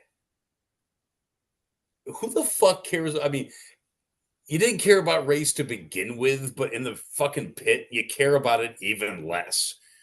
Your pit nemesis, that's your fucking guy, right? That's the dude who's trying to beat the shit out of you, and you're sure as shit trying to beat the shit out of him. Why? You don't know. It all depends on that little bit of eye contact you have for like a half a second when you're in the mix, right? And you're right too. It's respect in there too, because we've taken out guys that get aggressive, where they're like angry, trying to like, you know what I mean? Those guys, they get fucking very fucking quickly to where you're getting out on a fucking stretcher. Right. There's accidental hits you get, and you brush those off. And those guys that are in there to be an asshole, you get rid of them pretty quick. And there's the number one fucking rule of the pit. The number one overarching rule, no matter where you are, no matter who you're with, someone goes down in the pit, you stop what you're doing, you pick them up. That way we can all keep pitting, right? And I have pitted with fucking... Dude, I have pitted with a 350-pound woman who stood in the middle of the pit because she was confident she couldn't be moved, and she was right. Stop it. You're turning Gilly on. He's bringing his hogging and whaling days back. Right. And I've pitted with black guys, Asian guys, old guys, young guys. I've pitted with Alaska, a Warbringer. Holy shit. I pitted with a transgender person that could probably bench more than I could. I'm not even fucking joking, right? You're going to send Gilly over the edge. But I'm not saying but at the same time, it's like kind of like the ultimate equalizer, you know. There's no room for judgment when you're in the pit, which is kind of the same thing as the military, like in a way. I'm not saying we should do a blanket allowing of all sorts, but at the end of the day, you know, when you're in there, who the fuck cares? The military is just one big. Oh, sorry, a little tight. No, I was just saying that was a big thing in the 90s. And with Rocky saying music, everybody loved everybody's music. There wasn't, you know, if you like Tupac, you could like Pantera like me, or listen to Shabba Ranks or whatever. Or me like a country, it's still like a Pantera, Godsmack, Disturbed. Exactly. Yeah. Fucking exactly. Sorry, I gotta say it. But the military is one big social experiment. That's what it is. That's why we all can get along from different backgrounds. And you know what? They realized that everybody fucking gets along and we all love each other because we all have special qualities that can help each other out when it fucking and they don't want us to fucking know that. Nice. Do y'all remember they don't want us to know that. They don't want us to know, like the black guy from New York that's fucking Wu-Tang Clan will get along with the guy great from fucking Tupac and Cypress Hill and Dr. Dre. It's like, hey, motherfucker. Do y'all remember a guy on Deck Division named Blaine? Oh, yeah. No. Yeah. This is a perfect example. Okay. So you know me. I like country, I like jazz, I like blues, like everything, but I'm pretty much fucking metal till I die, right? Yep. And I'm sitting there and I always drank black coffee. And a lot of people, you know, were like, jeepers, dude, you always drink this coffee black, especially Navy coffee. Jeez, what's wrong with you, right? So I'm on the smoke deck over in the starboard break, and I'm having a cigarette. I'm drinking my coffee, and it's you know, typical fucking Navy mud. And Blaine walks up, he fires up a smoke, and he looks down, and he says, "Damn, Mick." He's like, or not in a Mick, boys. He's like, "Damn, boys, that coffee black enough?" I'm like, "No, it ain't, Blaine. Stick your finger in it." And he goes, "Oh, damn, dude, that's fucked up." And we had a fucking fist bump and a laugh. Why? Because it was fucking funny. Yep. I mean, that's the way like me and Rocky would. Remember, we got because Deese is there at the same time we got there, pretty much. But we used to fuck with Deese like that all the time. Yeah, there wasn't no racism there. Not. There just wasn't. You know, we had each other. Yes, love. That you like. Oh, Space Dust. He's right too, because when I made Chief, I had Dobbins, old Chris, came out the smoke deck one night, and he's like, you know, he's a black dude, right? Old fucking blood. You could tell because he wore red all the time and he talked about it. Anyway. Oh, one of them fellas. Yeah, so he came out and he's like, you know, I just got accused of racism. And I was like, by who? And it was like, by another black girl, accusing him of being. Yeah. So I was like, I looked at him, I was like, well, you know, I'm racist too, right? And his eyes got the size of quarters, man, you know. And I was like, I hate everybody that's fucking lazy. And he was like, you know what? I'm fucking stealing that from you. I was like, yeah. If you want to talk about racism, hate everybody that's fucking lazy, man, because they're all equal, because they're all lazy motherfuckers. But and I think what? Go tell ahead. that story at ACU4. Which one? The black guy. Oh, me and fucking Singleton? Yes. So Singleton. Oh, okay. So we were at ACU4, right? And Singleton and me are both second classes. Singleton is this huge fucking black dude. I'm talking yoked out, like 6'2", just big motherfucker, right? So we're on our way to Supply, which Supply you have to go all the way across the breezeway, right? So this is about an eighth of a mile walk to get out to Supply. So we got the pallet jack with us, right? Singleton's pulling it along. He's like, Matt, let's do something funny. And I was like, what's up, dude? He's like, hop on the pallet jack really quick. So I jump on the pallet jack and he starts pulling and he's like, yes, sir, master. Yes, sir, master. Don't beat me no more. And he's like, make the whip fucking, gesture. So I'm like making the whip gesture. And he's like, I saw it, master. I saw it, master. I'm going as fast as I can. And it was all his fucking joke, dude. We got in so much fucking trouble that they were just like, I can't believe you guys are doing that. But you know what revolved us around that?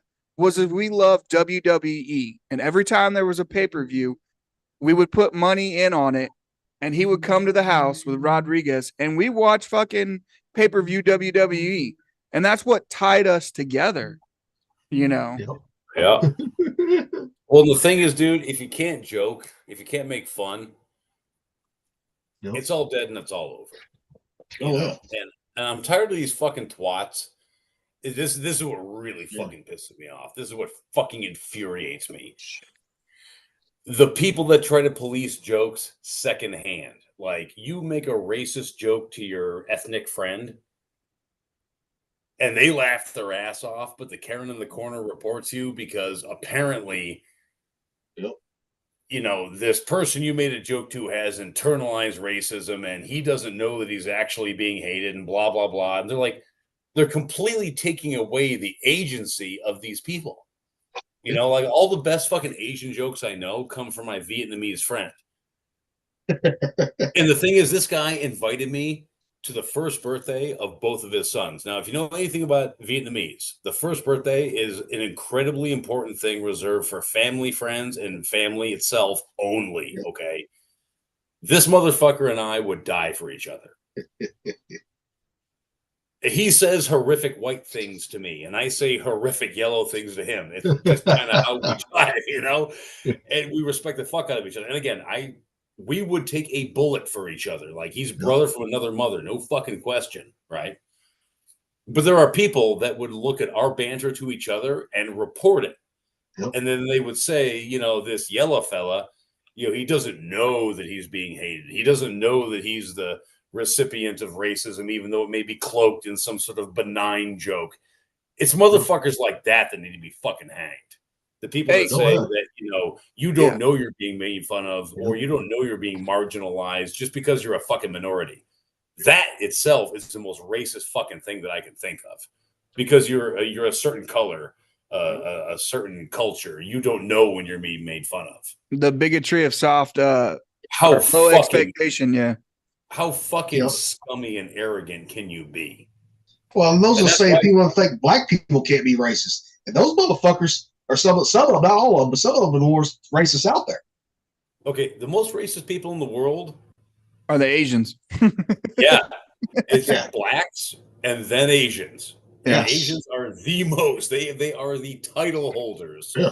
They are so racist. They're racist against their own kind if they're not from the same fucking part of the country. The browns and the white Filipino. I heard that story. They fucking hate each other. And I don't even hate them for it. I don't even dislike them for it. It is what it is. People. I didn't know that shit. The brown ones are the ones that stay outside. The ones that are lighter have AC, and they get made fun of. Like, they fucking hate each other. Well, I'm thinking about true. Well, the Asian friend that I was talking about, he's from Vietnam. Yep. He was talking to a woman who was from North Vietnam. Okay, so you have North Vietnam, South Vietnam, and then you have Cambodia, right? Yep. And Cambodia is way browner. North Vietnam is way whiter.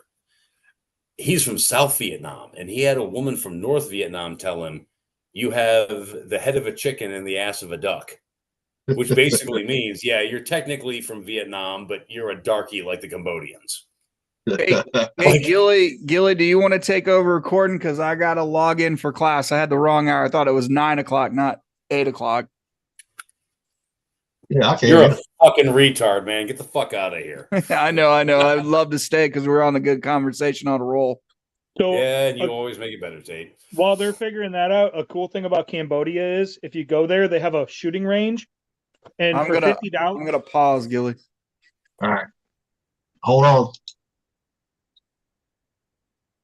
Go. Okay. There we are. So for 50, see you later.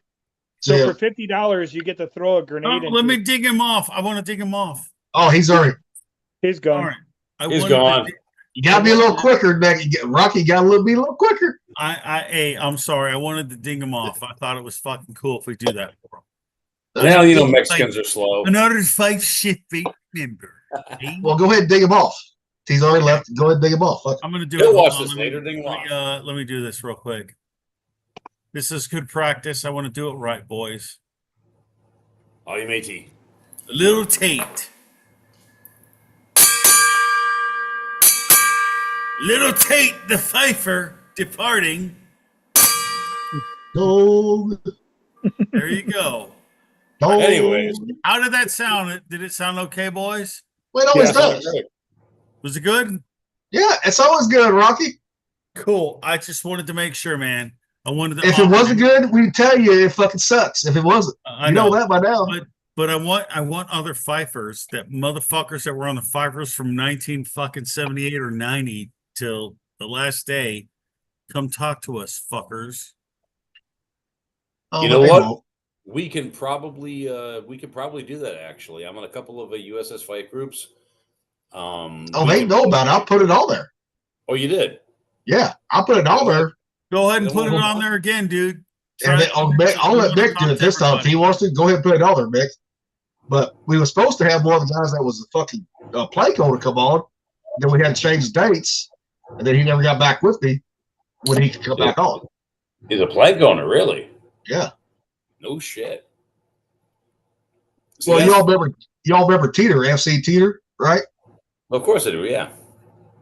Guess where that motherfucker lives at? Where does he live at? An hour and a half from in Independence, Missouri. Or at least Summit, Missouri. Yeah. Teeter, he was he Sea-Wiz? I don't remember if he was Sea-Wiz. I know he was an FC. Teeter. I think he was Sea-Wiz. Wait, he wasn't Mark 86. I was Mark 86. Yeah. That's what fucks me up on the girls fucking on the cruise book, right? With the FCs, right? You got certain ones in different divisions. I was like, what the fuck? You know? Yeah. Yeah. Well, we were in the gunnery division, actually. We were lumped in with the gunners mates because we were a gun platform. And that's how I got to be friends with Cucker and Smitty and all them. Now, with Ferguson, not the GSM that went Ferguson, right? Yeah. What was his fucking thing? Fuck. I don't remember. So I haven't talked to him a while. I have to ask him, but yeah, I don't remember everything. You know, I remember the important bits. You know, I'm still friends with Chief Williams. You know, still kind of still talk to him. So, yeah. I haven't asked Ralph if he wants to come on, so you know Ralph better than I do. Ask Ralph if he wants to come on. So I got a story about him. Go ahead. Yeah. So you know how the starboard break was pretty much the smoke deck? Yeah. So it was cold and rainy and shitty, right? And we're up there smoking. And I think it might have been after general quarters. There was a lot of us. And the starboard break was filling up with smoke, right? But it was cold and rainy and shitty. And so he's like, you know what? I'm going to open up this door and I'm going to fucking get the smoke out. I'm like, no, motherfucker. It's cold and rainy and shitty. Keep that fucking door closed, right? And on the starboard break, the doors had the individual dogs. Yep.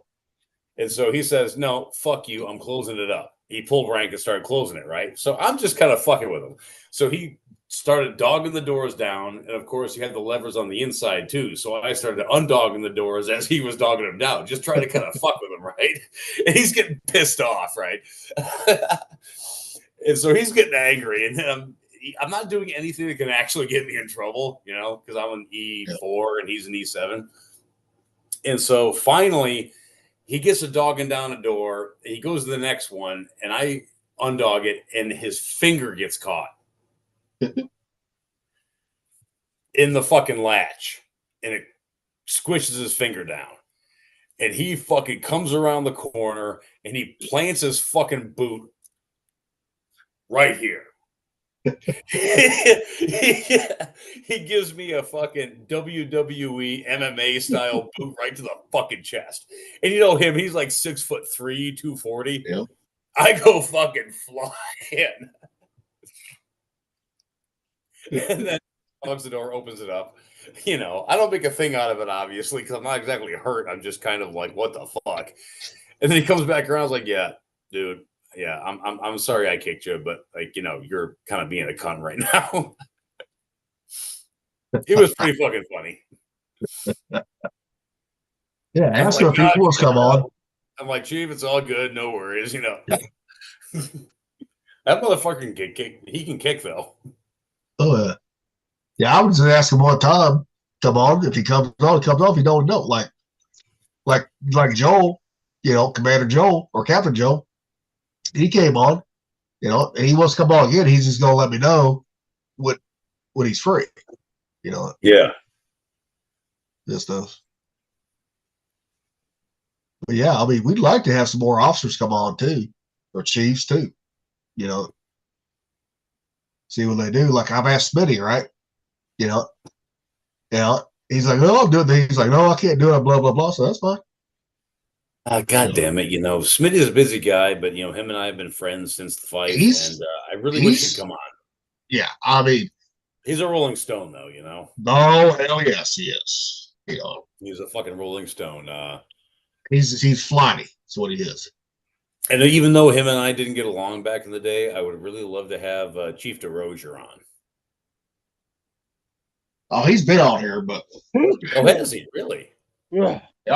He stopped coming on. Called us toxic, man. We was too toxic. Fucking what? Oh yeah. Okay. Chief DeRozier was bipolar. Yep. But that's after he called us toxic after he got called out. Something that happened in '98 that I had to bring up to him, that we all did. And I ain't gonna say what it is. And after that, he was on for a few more episodes. Then one episode, he was like, y'all too toxic. I'm out. Fuck you. Okay, fine. Fuck you. That's a shame. Oh, hell. Who else? God. You know who would be perfect for this podcast if he hadn't have died? You know what I think about that, though? Who? You know what I think about that? Remember him? Yes. I remember him. Sorry, Rocky. If he hadn't have died, he'd have been perfect for this podcast. Who? Yep. Chef Check. Chief Chef Check. Yep. Yeah. He was a weirdo, but he was like our kind of weirdo. Yeah. Rocky, what did you say? The other sorry, glasses, Rocky, go ahead. right? I was going to say, I forgot what we were saying, but I was like, I thought it was important to talk about it, but I forget what the topic was. Well, we was talking about how Chief DeRozier called us toxic one time. Who? Remember Chief DeRozier after we called him out on a certain thing? Oh, yeah. That happened in '98. That had to be brought up just in case, so that way later on, it did get brought up later on. He didn't like being called out, but hey, we heard one side, or I heard one side, we got to hear the other side. He didn't like having to fucking say it. That stuff, but yeah, that's a damn shame. Well, when you do fucking shit, right? Oh, I'm not assigning blame. I'm just saying the fact that he chose that route is a fucking shame. Yep. But it's also not unexpected given what I know about the guy. So that is what that is. Oh yeah. I mean, you do it better than what we did. Because you had to work for his ass. No, I did not. Thank God. Oh, you didn't have to work for, but he still say FC type shit. So yeah. Oh, that's like Turbo, man. If he's still alive, Turbo will be fucking awesome. Chief Turbo, that was our fucking chief in Japan. Yeah, Tebow. Yeah, no, not Tebow. Turbo. Oh, I don't know him. Before Chief Tebow, me and Rocky remember Chief Turbo. Great. Yeah. Oh, okay. Different era. Yeah. Well, Hodges should too, because Chief Turbo came on. He was there. I mean, he was there when we got there. But Tebow didn't come on until like '99. He was Chief Turbo's replacement right there. And like I love to get Boswell here too, man. Him and little baby Boz over here can fucking go at it. Bitch. Because I know Boswell's in the oil lab for a little bit too. So so he was oil lab before I got into the oil lab. I was in main 1 still. Yeah, he was a main 2. when me and Rocky got there, right? And then all of a sudden, he went to the oil lab, Then him, Good, Tamayo, fucking Davis. Oh, that was a hell combination with those fucking characters and that motherfucker. Especially. That's the thing is like a lot of the older guys, Japan crew and everything, super tight, but very polarizing personalities on a lot of them. It's like Tamayo. We always thought Tamayo and Davis was fucking bucking each other because as fruity as they was. Shut the fuck up. Who you talking to? My dog. Oh, I was like, damn. No, that's not like you. Not you. It was like dog. Garcia. He was in the injury with me and Rocky. Then he went DC. We all thought that motherfucker was fruity too. Yep. So I'm sure we had gay people on that motherfucker. We just didn't care as long as they didn't fucking hit on us. We didn't care. Do you remember on Westpac? You remember Rose? Yeah. Yeah. Dude was gay. He was gay. Yeah. Never. Well, him and I had a similar interest, right? And we hung out a bit. And you know how you split, hotel rooms and stuff? Uh-oh, where's this going? Nowhere carnal, but he's unfortunately deceased now. He died about 5-6 years ago. Oh shit. But he came out and he's like, yeah, dude, I'm gay. And I'm like, yeah, I know. I think pretty much everybody knows. Like, you're not exactly keeping this. I mean, it's a secret, but not really. But, I don't know how many. It's so crazy how many like shipmates we've lost. Oh yeah. Yeah. Well, Harbor was the last one, latest one, anyways. Yeah. Yeah, he just came up on my fucking timeline again. There was something, I forget what it was. Hang on. He just literally came up on my timeline. I don't know why though. I think it was just an old post. You're the best. Yeah, see, like Short was one of the first ones that died. Hey guys, I gotta say, guys. Wait, Short? Yeah. My wife just dropped me off some fucking awesome food. She's awesome. I just want to tell you guys I love her. Fantastic. Okay, so with Short, him and I were like brothers. Like we did everything together. And I didn't know that Short died until way after the fact. And I was back here in Iowa. And Roan had called me and told me, but he didn't know any way. He didn't know how he died. I just heard he died on the operating table. He had a problem with his heart. Yeah. Fucking really? Yeah, he had a heart defect. Yeah. And it sucked because like when he got married, I was his best man. And, oh man, that's fucking rough. And him and I mean, we fucking did everything together. That was rough to find out because I'd already gotten out of the Navy the first time. And yeah, I didn't know about anybody else. Roan had called me though, and he was like, yeah, I just need to tell you, Short died. And I'm like, what the fuck? Like, I had no clue. It was crazy. And then, hearing all these other people that have died that we served with, it's like, fuck. Actually, Buchanan was the first one, not Short. Sorry, Buchanan. Well, yeah, Buchanan was. Dude, Buchanan, that fucked with me bad. And that happened on deployment. I wasn't there for that deployment, so no, I wasn't either. I wasn't there actually. I was on a terminal leave when that happened. It was just when I got off the Fife. But Buchanan, he was a very good friend of mine. We partied together. We hung out together. When my wife was in the hospital my wife had a very difficult birth with our first child. It was 19 hours of labor. It was a motherfucker. Look, how big was that motherfucker? How big was that boy? 6 pounds, 14 ounces. Not that big, but it was her shit, body. Damn. She had massive difficulties, right? Oh, shit. 19 hours in labor. And Buchanan and his girlfriend came by and gave us wine and flowers and hung out. And, he was there for us, man, big time. And when he died, it really fucked with me. And I don't know. I guess for the sake of enough time has passed, right? It's 25 years. Maybe a year after that, his girlfriend that was there with him, she was murdered. She was strangled with a telephone cord in her apartment by her jealous ex-boyfriend. Yeah. So the whole thing with Buchanan, you know, that to this day still fucks with me because, like I said, he was there for the birth of our child, our first child. He was fucking there. You know, he was a fucking great guy. You know, my nickname for him was fucking Pretty Boy. That was my nickname for him. Oh no, he was. Yeah, and he had that gold Porsche 944. I drove it one time. It was fucking amazing. Yeah. No, he was a fantastic fucking guy. So my PTSD has been tracked all the way back to Buchanan. I'm the one that did CPR on Buchanan. You serious? When he died in that pool, you were there? Yeah, oh yeah.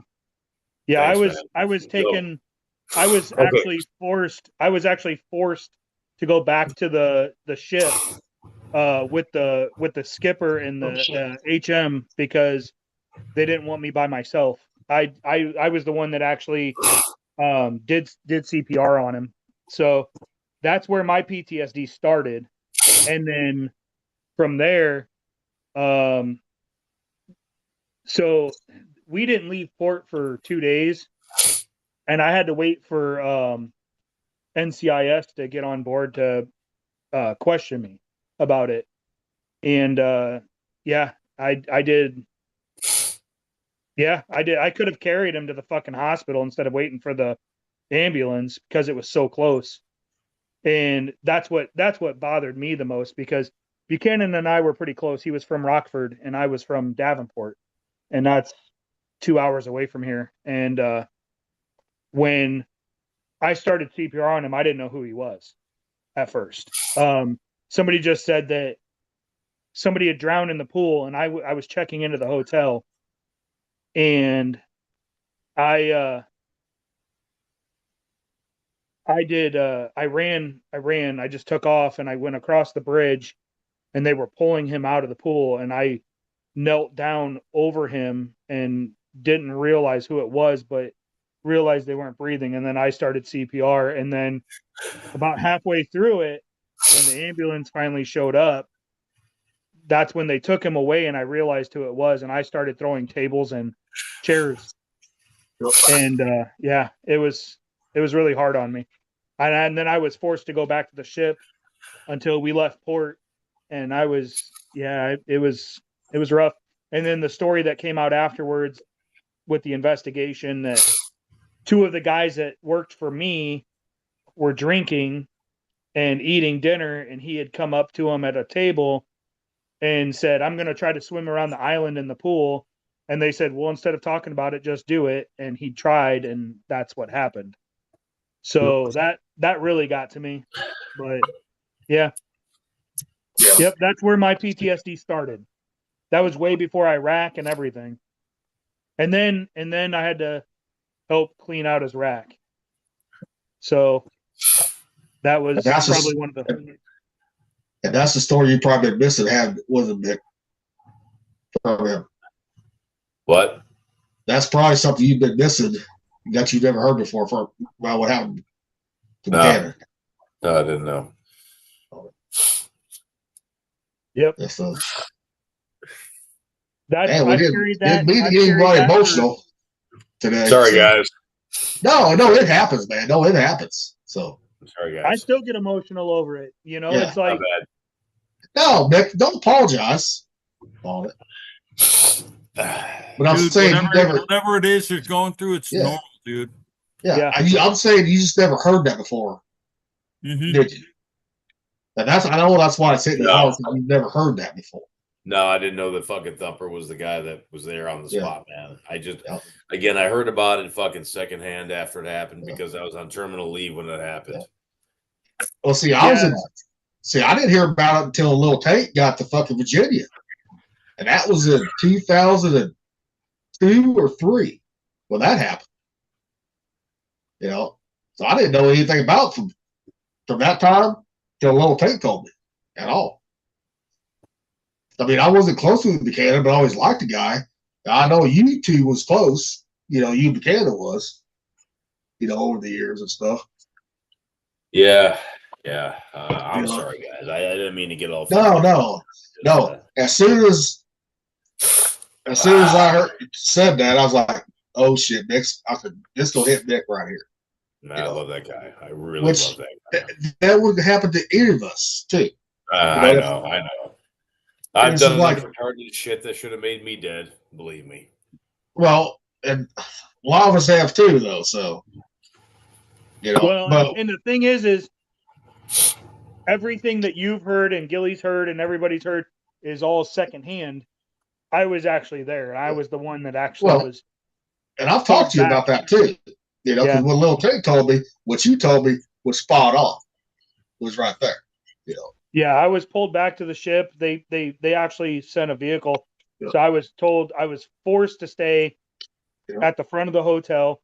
They sent a vehicle. They picked me up. They took me back to the ship. They took me straight to the wardroom, the corpsman, the XO, the skipper, the master at arms, the CMC. They were all in there, and I had to give a statement, obviously, to them, and then everything was written down and recorded. And then they told me I had to stay on board because they were afraid I was going to do something to myself because I was questioning if I did it right, you know, or whatever. Like if I was thinking I could have done more. And so they made me stay on board. And then NCIS showed up right before we got underway. And then during that underway period, I had to give statements and be interviewed 3 different times, which was crazy to me. Yeah, because they want to see if your story changed. What they trying to see. Yeah, and then they said they needed his rack packed, and I said I would help. So that's when I went down there and I went through his rack with I don't even remember who it was. I think it was IC1 at the time. Or it might have been Ziegler too, because wasn't Ziegler still there? I think it was. Well, Ziegler was he was a first class though, wasn't he? At that time, I think he was. Okay, because I know he made second class before I left. I don't remember. I don't remember who it was, but yeah, I had to go through the rack with him, and we went through everything, packed it up, and then and then when we hit, because I think we went straight to Panama afterwards, and had to mail the contents of his rack out. Yeah, but I remember him in Thailand, man, fucking old pretty boy, fucking. I was like, oh shit, here we go. You know, because he was always smelling good coming in here, burning right, always smelling good. And us in the injury, man, we're fucking smelling like fucking fuel, fucking lube oil. You know, here comes this IC, but fucking got cologne. I'm like, what the fuck? Yeah. He said, pick your rate, choose your fate, motherfuckers. That's what he would tell us sometimes. Him and I were always close because he was literally like 2 hours away from my hometown. He was from Rockford and I was from here, and that was one thing that we always connected on because we could talk about our hometown and area, you know, and everything.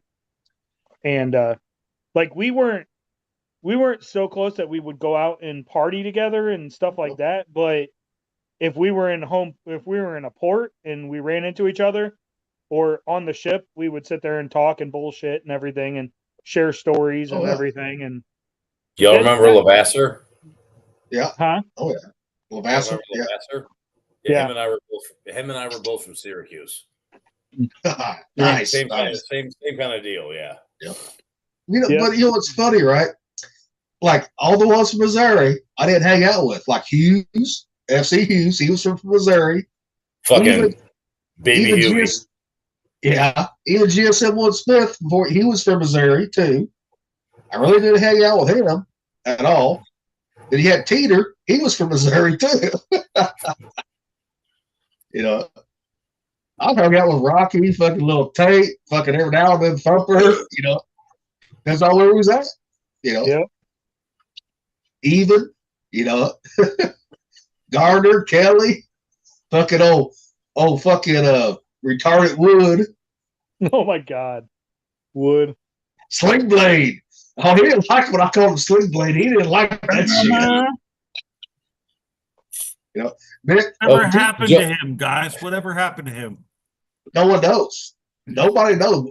Most of us have tried to find him. He's nowhere to be found. So you remember when like Wood would go to talk to you and he would turn sideways and he'd kind of like lean in and talk to you like real quiet?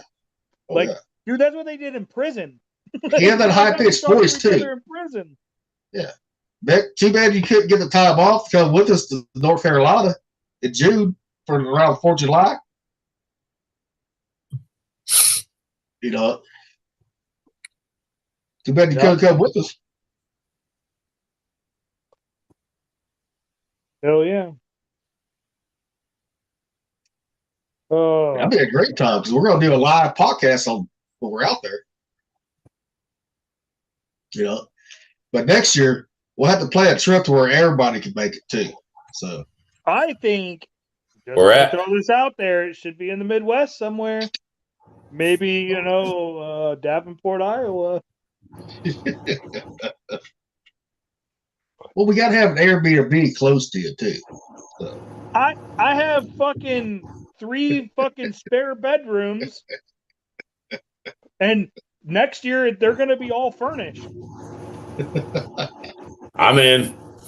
That's like when I posted the Pfeiffer's cabin. This would be the Pfeiffer's cabin on my Facebook, right? Old Smitty goes, you know, old Gunner's mate Smitty. I still won't call him most mate because he was the next season first, right? Yeah, he was. Like, is this a reunion? I said, no, this ain't. I said, no, it's just me, Little Tate, you know, going out see and Thumper going to see Rocky, you know. All right. You know what? Me and Smitty are good friends, always been good friends. Let me work on him a little bit. Yes, but the thing is, like with Smitty, right? I like Smitty, don't get me wrong. I do. You know, but the first time he starts bitching about having to pay back child support, I'll shut him the fuck up. Because he didn't pay his child support. That's why now he's getting hit with all that shit too. You know. Well, you know Smitty, man. He's a rolling stone, dude. Well, see, when it came between him and fucking, remember Corey Jones, right? OSH, tall motherfucker, right? One day on Facebook, this has been months ago, I had to fucking call Corey the fuck down. I called Corey, what the fuck is going on between you two? You know, because he was going at on Facebook. You know, he says about back child support, how he should not have to pay it when he never paid it in the first place. I said, okay, I kind of see that. I asked Smitty, he goes, yeah, I still got to pay child support. Then pay it, motherfucker. That's all you got to do. You know, but I wonder if that's the reason why he goes back and forth on jobs too. You know, I've always wondered that. You know, difficult to say. Yeah, but hell, he was talking about coming up to here in Missouri to living and working at a fucking wood mill, sawmill in southern Missouri. You know, I don't know, but each to their own. So when I got out, I had a great job when I got out. Well, first I worked at a Horseland's factory making oil dipsticks like the Cummins, Bluebird, all that, right? And that until I got all the power plant. I was at the power plant until my last day at the power plant. I started there in 05. My last day was like, I actually went to work was 2017, September. It's 2017. But the doctors couldn't figure out why they thought I was having, they thought I was having a stroke. It wasn't a stroke.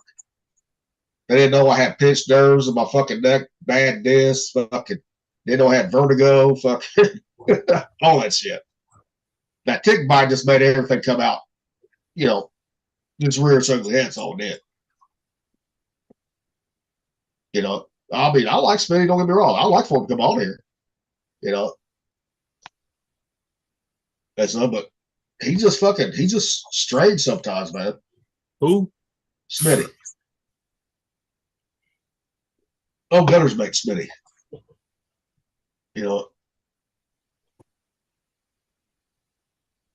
Yeah, so yeah, next year we're gonna have to plan a trip for everyone like we're doing this year, right? Next year we're gonna have to plan so that way everybody, the ones come can come.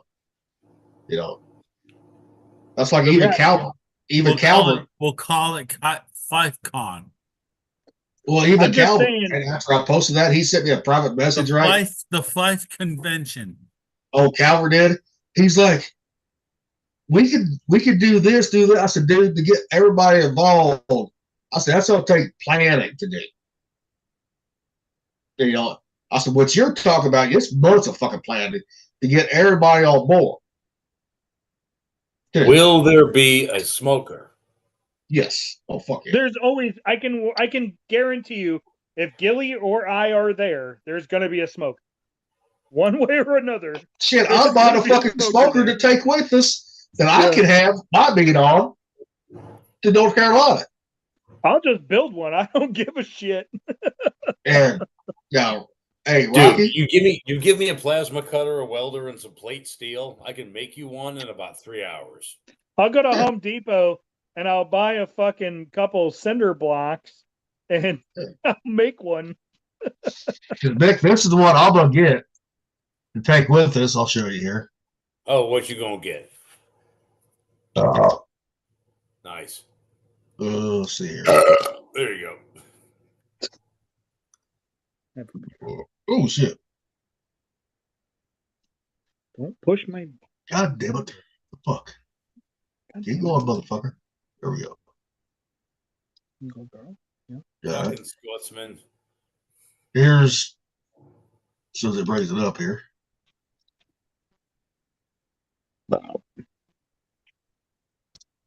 Right there, Mick. The 14-inch pit barrel. $300, huh? Yep. Well, we was gonna stop at fucking Gateway Store in Washington, Missouri, right? Which is it's right there in St. Louis. Well, we got ourselves a local Cabela's. I'm pretty sure they got it too. But fucking found out that fucking Gateway sold out to another Missouri company. Oh shit! Our store now is not in Washington where Blues Hog is at. It's in fucking the Boot Hill. I'm like, oh fuck that. Nope. But Rocky, would you, if someone gave you one of those smokers, would you use it for the food truck? Smokers? Yeah. Probably. If someone gave you one of those, would you use it for the chicken on your food truck? Hell yeah, I'm gonna try it for the fucking carne asada too. Well, now one that I get, if you could use it on the food truck, it's yours after we leave. Yep. So I'll go in on that.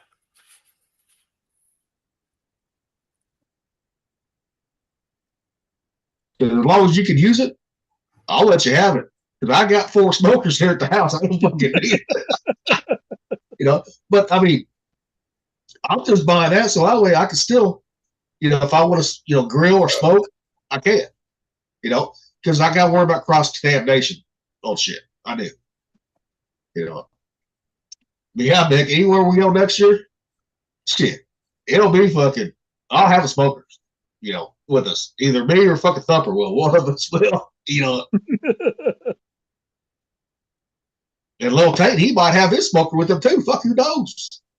Because he's going to, after he leaves North Carolina, or after we leave North, he's going straight up to Indiana to see his brother and stuff. So yeah, I mean, and like Calvert, he's like, man, we got to fucking do this. He's like, sent me this fucking thing in Tennessee, right? Airbnb, nice place, right? Great, gorgeous place. $3,500.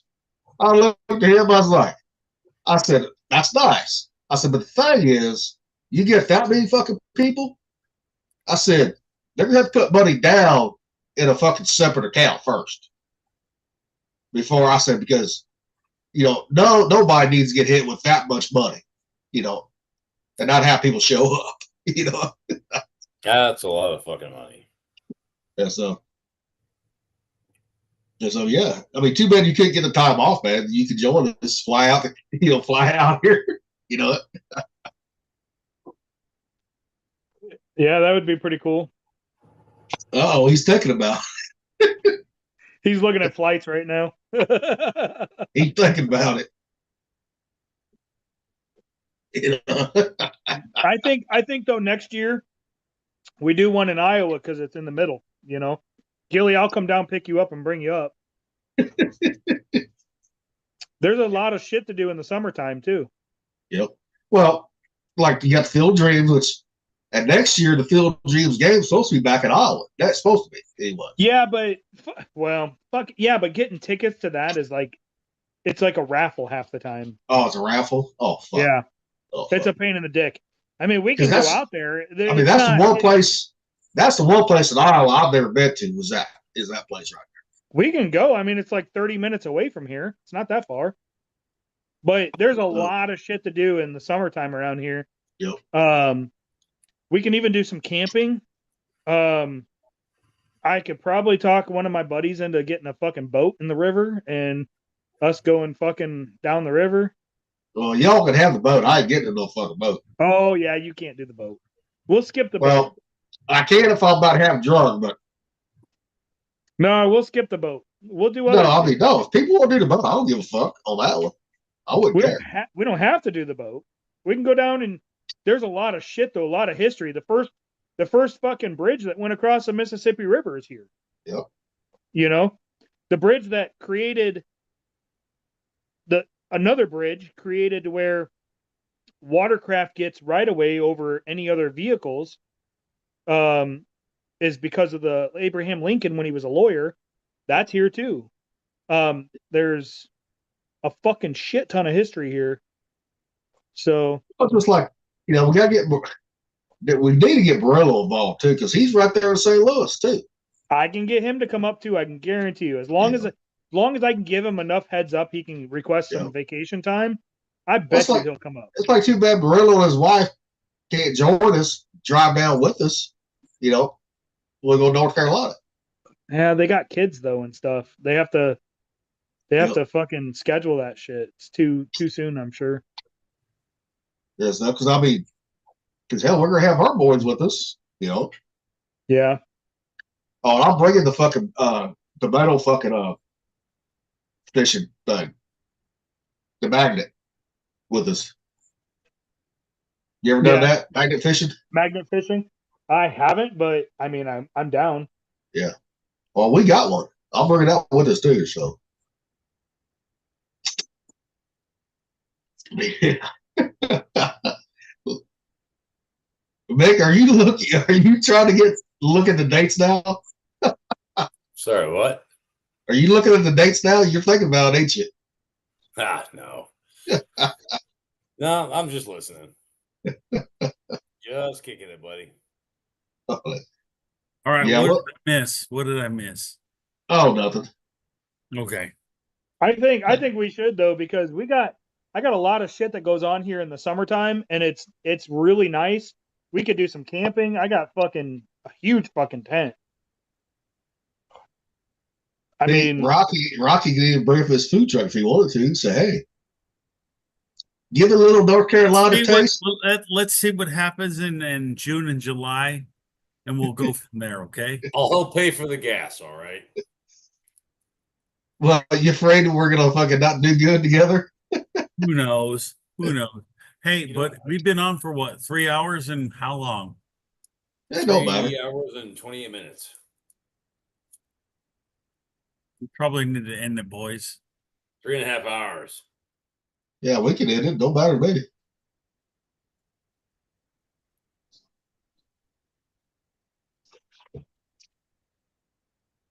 Hey, you're muted.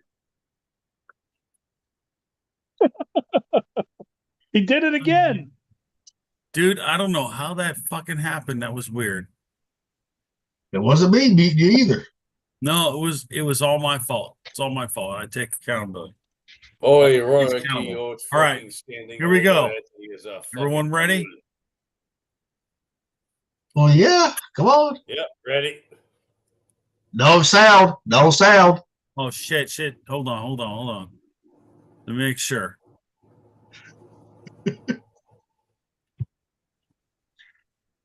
Lay off the booze, Rocky. Now he's muted. There he goes. Boom, low. All right, let's go. All right. Fuck you all motherfuckers that said I made a mistake. You're not perfect either. Go fuck yourself.